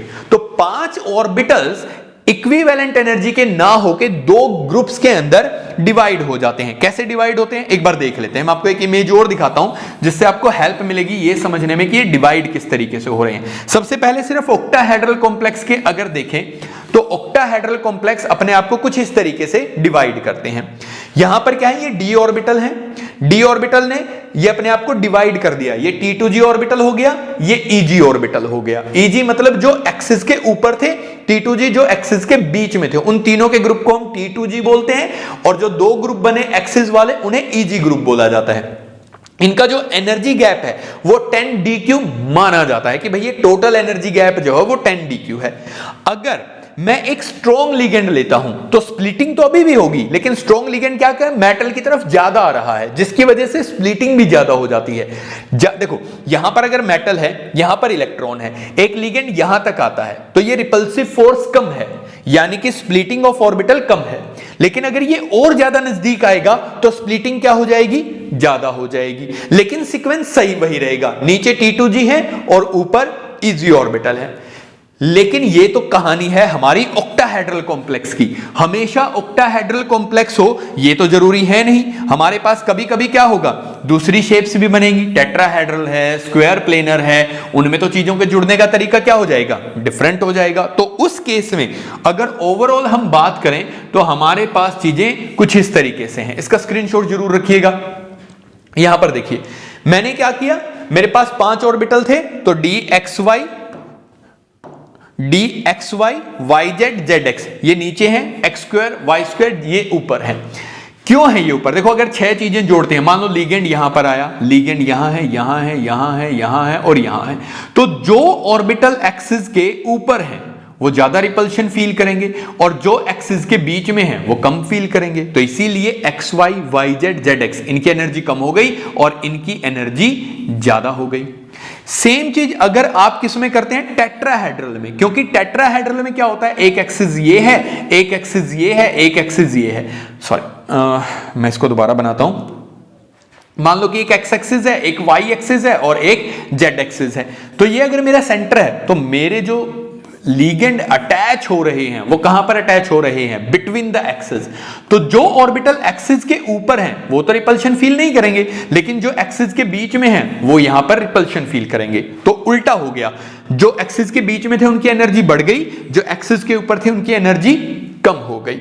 दूसरी कहानी ये है कि यहां पर अगर मैं सेम लिगेंड यूज करूं, मान लो कि यहां पर मैंने 6 साइनाइड आयन जोड़े हैं, यहां पर भी 6 साइनाइड आयन जोड़े, तो यहां पर गैप कम है, यहां पर गैप ज्यादा है। उसकी वजह यह है नंबर, यहां पर हमारे पास 4 ही साइनाइड आयन थे तो इसीलिए गैप कम है, यहां पर 6 थे तो गैप क्या हो गया, ज्यादा। इसकी स्ट्रेंथ पर डिपेंड करेगा, मैंने पिछला डायग्राम दिखाया, अगर 6 फ्लोरीन जोड़ोगे तो ये गैप कम हो जाएगा, 6 साइनाइड जोड़ोगे तो ये गैप ज्यादा हो जाएगा। नंबर में अगर चेंज कर दोगे तो ये गैप फिर से क्या हो जाएगा, कम या ज्यादा हो जाएगा। स्क्वायर प्लेनर 4 लिगेंड जोड़े हैं, लेकिन देखो क्या हुआ, हमने एक्स एक्सिस पर जोड़ दिया, वाई एक्सिस पर जोड़ दिया, जेड वाला हमारा क्या रह गया, खाली रह गया। तो इसीलिए जेड वाले की एनर्जी क्या हो गई, कम हो गई। एक्स एक्सिस और वाई एक्सिस के ऊपर जो ऑर्बिटल थे उनकी एनर्जी ज्यादा हो जानी चाहिए, तो बिल्कुल ये रही, देखो d x square minus y square की एनर्जी सबसे ज्यादा है, एक्स वाई की है, और वाई जेड वालों की क्या हो गई, सबसे कम, क्योंकि जेड पर तो कोई लिगेंड है ही नहीं, इसीलिए रिपल्सिव। तो ये किसमें है, स्क्वायर प्लेनर में। वैसे तो सिलेबस में ये दोनों है, लेकिन क्योंकि आप 3rd लेवल के लिए प्रिपेयर कर रहे हैं तो हो सकता है कहीं ना कहीं आपसे ये सीक्वेंस भी पूछ लिया जाए। तो सीधा सा याद रखना कि भाई स्क्वायर प्लेनर में एक्स वाई एक्सिस पर बॉन्ड बने हुए हैं तो जेड वालों की एनर्जी सबसे कम होगी और एक्स स्क्वायर वाई स्क्वायर की एनर्जी सबसे ज्यादा होगी। तो ये इस तरीके से स्प्लिटिंग हो रही है, यानी कि अवेलेबिलिटी ऑफ ऑर्बिटल अब आपके पास बॉन्ड बनाने के लिए कुछ इस तरीके से है। अगर आपको याद हो तो मैंने अभी आपको एक क्वेश्चन करवाया था जिसमें मैंने आपको ये कहा था कि ये वैलेंस बॉन्ड थ्योरी की लिमिटेशन है और इस थ्योरी की लिमिटेशंस को पूरा करने के चक्कर में ही हमारे पास नई डिस्कवरीज हुई। मैंने आपको एग्जांपल दिया था जब हमने कोबाल्ट का एक कंपाउंड पढ़ा था जिसमें फ्लोरीन जुड़ा हुआ था और साथ के साथ जुड़ा हुआ था आपका ऑक्सलेट। हमारा कंपाउंड था CO C2O4 3 एंड 3 नेगेटिव। ये हमारे पास क्या है, ऑक्सलेट आयन है। क्या होता है, चलो मैं एक बार एक्सप्लेन कर देता हूं भाई जिसको नहीं पता। ये ऑक्सैलिक एसिड होता है, अगर आप इसमें से H हटा देंगे तो ये बन जाएगा ऑक्सलेट आयन। C2O4 2 नेगेटिव होता है, 3 है, ये डाईवैलेंट है, सॉरी डाइडेंटेट है। डाइडेंटेट याद है ना, डेंटिसिटी, कौन कितने इलेक्ट्रॉन पेयर डोनेट कर रहा है, और ये चिलेशन भी करता है। तो काफी स्ट्रॉन्ग लिगेंड, आप स्ट्रॉन्ग लिगेंड तो नहीं है, वीक लिगेंड है, बट ये मान सकते हैं कि चिलेशन की वजह से ये थोड़ी सी एक्स्ट्रा स्टेबिलिटी देता है कॉम्प्लेक्स को। इसी वजह से क्या होता है, जो हमारे डी ऑर्बिटल हैं वो स्प्लिटिंग के टाइम पर एनर्जी गैप थोड़ा सा हाई लेके जाते हैं। किसकी वजह से, चिलेशन की वजह से। और इसीलिए हमने कहा था कि जब एनर्जी गैप ज्यादा होगा तो इलेक्ट्रॉन्स यहां पर क्या कर जाएंगे, पेयर अप कर जाएंगे। और इलेक्ट्रॉन, क्योंकि भाई एक मान लो कि यहां पर 3 है, हमारे पास है d x y, d y z, d z x है, तो हमारे पास हमें क्या करना है, इलेक्ट्रॉन फिलअप करने हैं, 6 इलेक्ट्रॉन। तो पहला यहां पर, फिर यहां पर, फिर यहां पर। अब मेरे पास 2 ऑप्शन है कि मैं इलेक्ट्रॉन ऊपर लेके जाऊं या पेयर अप करवा दूं। क्योंकि गैप बढ़ रहा है ड्यू टू चिलेशन, इसीलिए मुझे क्या करवाना पड़ा, पेयर अप। तो ये चीज वीबीटी एक्सप्लेन नहीं कर पा रही थी कि जब ये वीक लिगेंड है तो इलेक्ट्रॉन ऊपर क्यों नहीं जा रहे। हालांकि वो ऐसे कह ही नहीं रहा था, वो तो सिंपली ये कह रहा था कि भाई ये पेयरिंग नहीं करवा रहा तो बाहर वाला डी यूज होना चाहिए। लेकिन रियलिटी में यहां पर क्या हो रही है, पेयरिंग। समझ में अगर कम आ रहा है तो एक बार प्लीज फिर से वो क्वेश्चन जाके रिकैप करिएगा, आपको थोड़ा आइडिया लग जाएगा कि हमने वहां पर क्या किया था। क्लियर। तो ये हमारे पास बेसिकली क्रिस्टल फील्ड थ्योरी का आइडिया है। अब ये क्या कह रहा है, आपके पास D6 कॉन्फ़िगरेशन है, D6 यानी कि D जो है उसके अंदर 6 इलेक्ट्रॉन है, high spin octahedral complex. Octahedral complex है तो मतलब जो आपका D ऑर्बिटल है वो कुछ इस तरीके से है, DXY, DYZ, DZX, और यहां पर है DX² माइनस Y² और DZ²। ये कहानी है। कितने इलेक्ट्रॉन है हमारे पास, 6। हाई स्पिन, हाई स्पिन का मतलब है, लो स्पिन कब होगा, जब पेयरिंग। हाई स्पिन कब होगा, जब पेयरिंग ना हो। यानी कि यहां पर जो लिगेंड था वो डेफिनेटली क्या था, वीक लिगेंड था। वीक लिगेंड की वजह से ये गैप कम हो जाएगा, 1 2 3 4 5।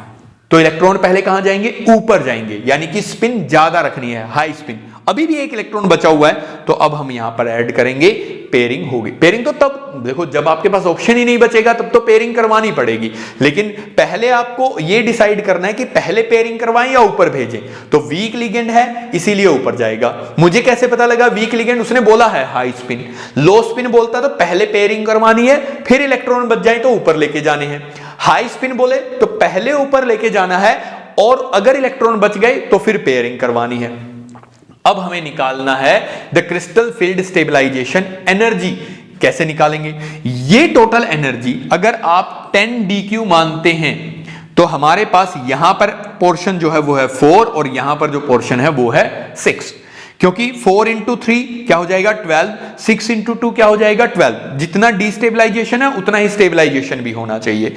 अगर आप इसे 1 मानेंगे तो ये हो जाएगा 0.4 और ये हो जाएगा 0.6। अब हमारे पास D6 में यहां पर इलेक्ट्रॉन कितने हैं? There are total 4 electron, 4 multiply by 0.4, क्योंकि हर एक इलेक्ट्रॉन का स्टेबलाइजेशन फैक्टर कितना है 0.4, तो ये हो जाएगा 1.6। डिस्टेबलाइजेशन कितनी है? हमारे पास वहां पर है 2 electron multiply by 0.6, that will be 1.2। तो अब बताओ आंसर कितना हो जाएगा? हमारे पास टोटल आंसर भाई इतनी क्या है डिस्टेबलाइजेशन, इतनी क्या है स्टेबलाइजेशन, तो गैप कितना हो जाएगा 0.4। ये क्वेश्चन आजकल ट्रेंड में है भाई। ऐसे ऐसे क्वेश्चन जो हैं वो बार बार पूछे जा रहे हैं। पहले सिंपली ये पूछता था बताओ कब ज्यादा होगा कब कम होगा, अब वो क्या करने लग गया है, उसने देखा कि लोग ट्रिक से रट के आ रहे हैं या सिर्फ एक ही कंसेप्ट पे फोकस कर रहे हैं कि स्ट्रॉन्ग लिगेंड है तो पेयरिंग करवा दो, वीक लिगेंड है तो अनपेयर करवा दो। तो वो कैलकुलेट करवाने लग गया है कि बच्चा इलेक्ट्रॉन फिल करेगा, ऑर्बिटल डायग्राम बनाएगा और फिर उसे पता होना चाहिए कि कंट्रीब्यूशन कितना कहां पर जा रहा है। ये याद रखिएगा कि जो टेट्राहेड्रल कॉम्प्लेक्स है उसमें कितना होता है 4/9 ऑफ ऑक्टाहेड्रल कॉम्प्लेक्स। अगर ऑक्टाहेड्रल कॉम्प्लेक्स की एनर्जी 100 है तो टेट्राहेड्रल की क्रिस्टल फील्ड स्टेबलाइजेशन एनर्जी यानी कि स्प्लिटिंग एनर्जी कितनी हो जाएगी 4/9 इंटू 100। क्लियर? तो ये छोटे छोटे कंसेप्ट जो हैं वो आपको याद रखने हैं। Let's move to the next question. Which of the following is correct order of wavelength of absorption? Colour, हमारे पास मैक्सिमम कोऑर्डिनेशन कंपाउंड कलर है। कलर क्यों दिखाई देता है? देखो हमने अभी कहा कि जो d ऑर्बिटल हैं वो स्प्लिट कर जाएंगे। मान लो कि मैं ऑक्टाहेड्रल कॉम्प्लेक्स की ही बात करूं तो मेरे पास क्या है, यहां पर 3 और यहां पर 2 ऑर्बिटल हैं, दैट इज dxy, dyz और dzx। This is dx² minus y² and dz²। मैं कह रहा हूं कि मुझे यहां पर ये बताना है कलर क्यों आ रहा है। कलर आता है, मान लो कि यहां पर मैंने कहा कि 6 इलेक्ट्रॉन है, ये एनर्जी गैप ज्यादा है। अगर आप इन्हें एनर्जी देते हैं, तो इलेक्ट्रॉन क्या हो सकता है, एक्साइटेड स्टेट में जा सकता है, तो ये हाई एनर्जी स्टेट में चला जाएगा। जिस वेवलेंथ को ये एब्जॉर्ब करेगा, यहां पर एनर्जी है, एनर्जी का फॉर्मूला क्या होता है h न्यू, न्यू को हम क्या लिख सकते हैं c/λ। तो एनर्जी के हिसाब से हमारे पास एक वेवलेंथ आती है और इसी वेवलेंथ का कलर हमें दिखाई देता है। तो इस बात पर डिपेंड करता है कि ये एनर्जी गैप कितना है। दूसरा, जो लैम्डा आप एब्जॉर्ब करेंगे वही आपको दिखाई नहीं देगा। इसके लिए आपको क्या करना है? इसके लिए आपको करना है विबग्योर। ये ऐसे करिएगा, इसे यहां से कट कर दीजिएगा। विबग्योर, आई छोड़ दो, वॉयलेट इंडिगो छोड़ दो, blue, green, yellow, orange, red, ये एक दूसरे के कॉम्प्लीमेंट्री कलर हैं। अगर आप ग्रीन एब्जॉर्ब करेंगे तो आपको कंपाउंड का कलर कैसा दिखाई देगा, रेड दिखाई देगा। ध्यान से देखना, क्यों है ये इंपॉर्टेंट, नीट में आता है भैया ये, और जो एचटेट एग्जामिनेशन है वो नीट के इक्विवेलेंट चल रहा है। ये बहुत इंपॉर्टेंट चीज है, तो इसीलिए ये क्वेश्चन बड़ा इंपॉर्टेंट हो गया।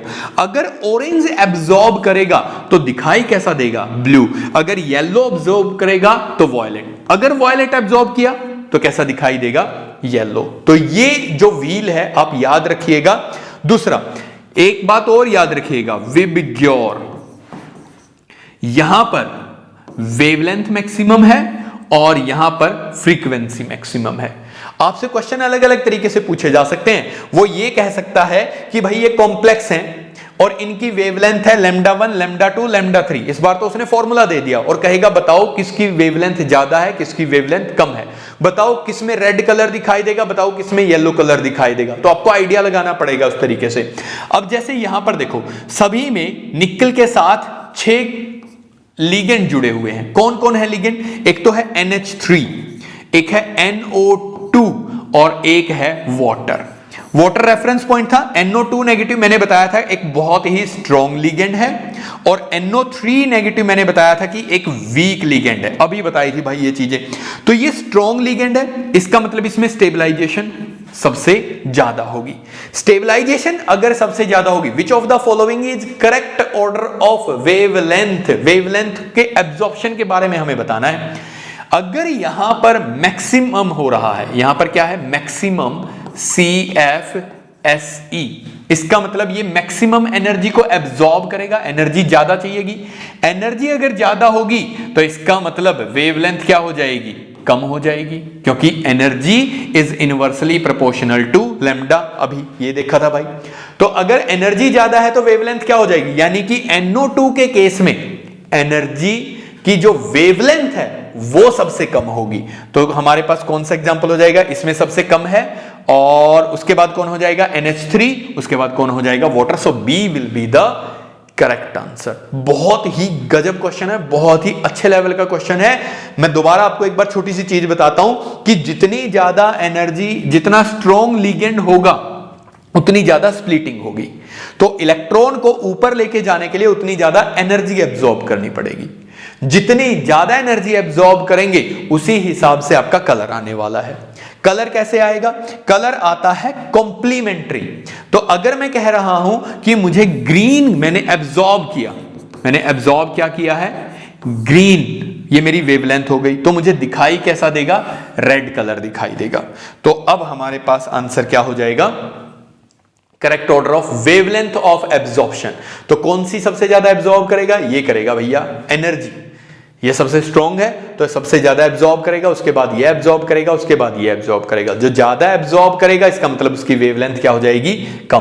So B will be the correct answer. I hope आपको ये समझ में आया हो, ना आया हो तो इसके लिए भाई डिटेल लेक्चर की एक CFSE का हमने अपलोड किया है, शायद हो गया है, तो एक बार जाके आप जरूर देख लीजिएगा। On treating sodium fusion extract with sodium nitroprusside, appearance of a violet ring color is due to formation of।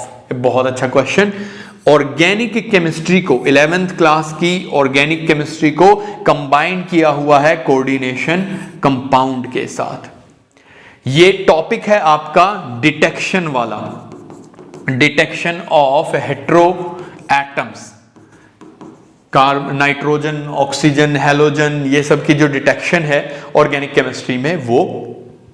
तो ये कह रहा है कि हमने सोडियम नाइट्रोप्रोसाइड की रिएक्शन करवाई है, सोडियम फ्यूजन एक्सट्रैक्ट, जिसे आप LE भी बोलते हैं, लसाइंस एक्सट्रैक्ट भी जिसे बोला जाता है, और वॉयलेट कलर का कंपाउंड हमारे पास बन रहा है। क्या आप मुझे कमेंट बॉक्स में जल्दी से ये बता सकते हैं बिना सॉल्यूशन के कि भैया ये कौन सा हमारे पास कंपाउंड बनने वाला है? अगर नहीं तो मैं आपको इसको फटाफट एक्सप्लेन कर देता हूं। दरअसल हमारा जो सैंपल होता है, हम क्या करते हैं, हमारा जो सैंपल है उसमें सोडियम ने, मेरे पास कोई ऑर्गेनिक, चलो मैं थोड़ा एक्सप्लेन ही करता हूं इसे, चलो पहले भैया एक्सप्लेन ही करते हैं। हमारे पास कोई भी ऑर्गेनिक कंपाउंड का सैंपल आता है, इस सैंपल के अंदर हमें डिटेक्ट करना है नाइट्रोजन है, कोई हैलोजन है, सल्फर है या नहीं। तो हम क्या करते हैं, एक छोटी सी ट्यूब लेते हैं, उसमें थोड़ा सा सोडियम डालते हैं, इसे हल्का सा गर्म करते हैं, और गर्म करने के बाद हम इसमें अपना ऑर्गेनिक सैंपल डालते हैं। इसे हीट किया जाता है रेड हॉट होने तक। क्यों करते हैं रेड हॉट होने तक? जब आप इसे रेड हॉट होने तक गर्म करेंगे तो आपका ऑर्गेनिक कंपाउंड ब्रेक हो जाएगा, डीकंपोज हो जाएगा और सोडियम के साथ रिएक्शन करेगा। अगर इसके अंदर सल्फर है ऑर्गेनिक सैंपल में तो वो इसके साथ रिएक्शन करके बनाएगा सोडियम सल्फाइड। अगर इसके अंदर नाइट्रोजन है तो वो कार्बन और नाइट्रोजन के साथ रिएक्शन करके बनाएगा सोडियम साइनाइड। मतलब इस तरीके से क्लोरीन है तो क्या बन जाएगा, NaCl बन जाएगा, NaBr बन जाएगा। इस तरीके से आपके पास सैंपल बन जाते हैं। अब मुझे ये पता करना है, ये तो बन गया, अब मुझे ये पता करना है कि वो सल्फर है या नहीं। तो हम एक रिएक्शन करवाते हैं, सोडियम सल्फाइड की रिएक्शन करवाते हैं सोडियम नाइट्रोप्रुसाइड के साथ। किसके साथ रिएक्शन करवाएंगे? सोडियम नाइट्रोप्रुसाइड के साथ। Na2FeCN5N NO, ये हमारे पास कोऑर्डिनेशन कंपाउंड है भाई, सोडियम नाइट्रोप्रोसाइड। और इसकी रिएक्शन सोडियम साइनाइड के साथ सोडियम सल्फाइड के साथ हम करवा रहे हैं, तो हमारे पास जो बनेगा वो बनेगा Na4FeCN5NOS। आ गया, एम्बिडेंट लिगेंड, अभी करवाया था ना, जो नाइट्रोजन के साथ भी जुड़ जाए, सल्फर के साथ भी जुड़ जाए। हालांकि मैंने वो NCS का एग्जांपल दिया था, आइसोथायोसाइनाइड एंड थायोसाइनाइड का, यहां पर एक और हो गया हमारे पास। तो ये कॉम्प्लेक्स हमारे पास बेसिकली बनता है जो कि वॉयलेट कलर का होता है, और ये हमें प्रेजेंस को 100% प्रेजेंस को फील करवाता है कि आपके सैंपल के अंदर सल्फर प्रेजेंट था। तो ये ऑर्गेनिक केमिस्ट्री के साथ इसे टच किया गया है। फिलहाल वीडियो लेक्चर की टाइमिंग को हम बैलेंस कर रहे हैं भाई, इसीलिए मैं आपको एडवाइस करूंगा कि नाइट्रोजन की डिटेक्शन में आपके पास कंपाउंड बन रहा है फेरोफेरिसाइनाइड, और उसी तरीके से सल्फर के 1-2 और टेस्ट हैं, इन सभी के फॉर्मूले भी आप जरूर याद करके जाएं। अगर आपको नहीं भी पता है तो आप प्लीज मुझे बताइएगा, मैं एक पेज पर सिंपली ये सारी चीजें मेंशन करके आपको प्रोवाइड करूंगा। मैं फिर से कह रहा हूं कि अकेला केमिकल बॉन्डिंग और कोऑर्डिनेशन अगर आपके 60 क्वेश्चंस में से 7 to 8 क्वेश्चंस करवा रहा है तो आपको इसे बार बार अच्छे से रिवाइज करने की जरूरत है। और कहीं पर किसी भी तरीके का इश्यू अगर आपको आ रहा है, कोई भी हेल्प अगर आपको चाहिए, तो आप हमें जरूर मैसेज करिए, ईमेल करिए, लिंक हमने आपको प्रोवाइड कर दिए हैं, तो डिस्क्रिप्शन बॉक्स में जाके आप उन्हें एक बार हमें जरूर फॉलो करिएगा। Thank you so much for joining, have a best preparation.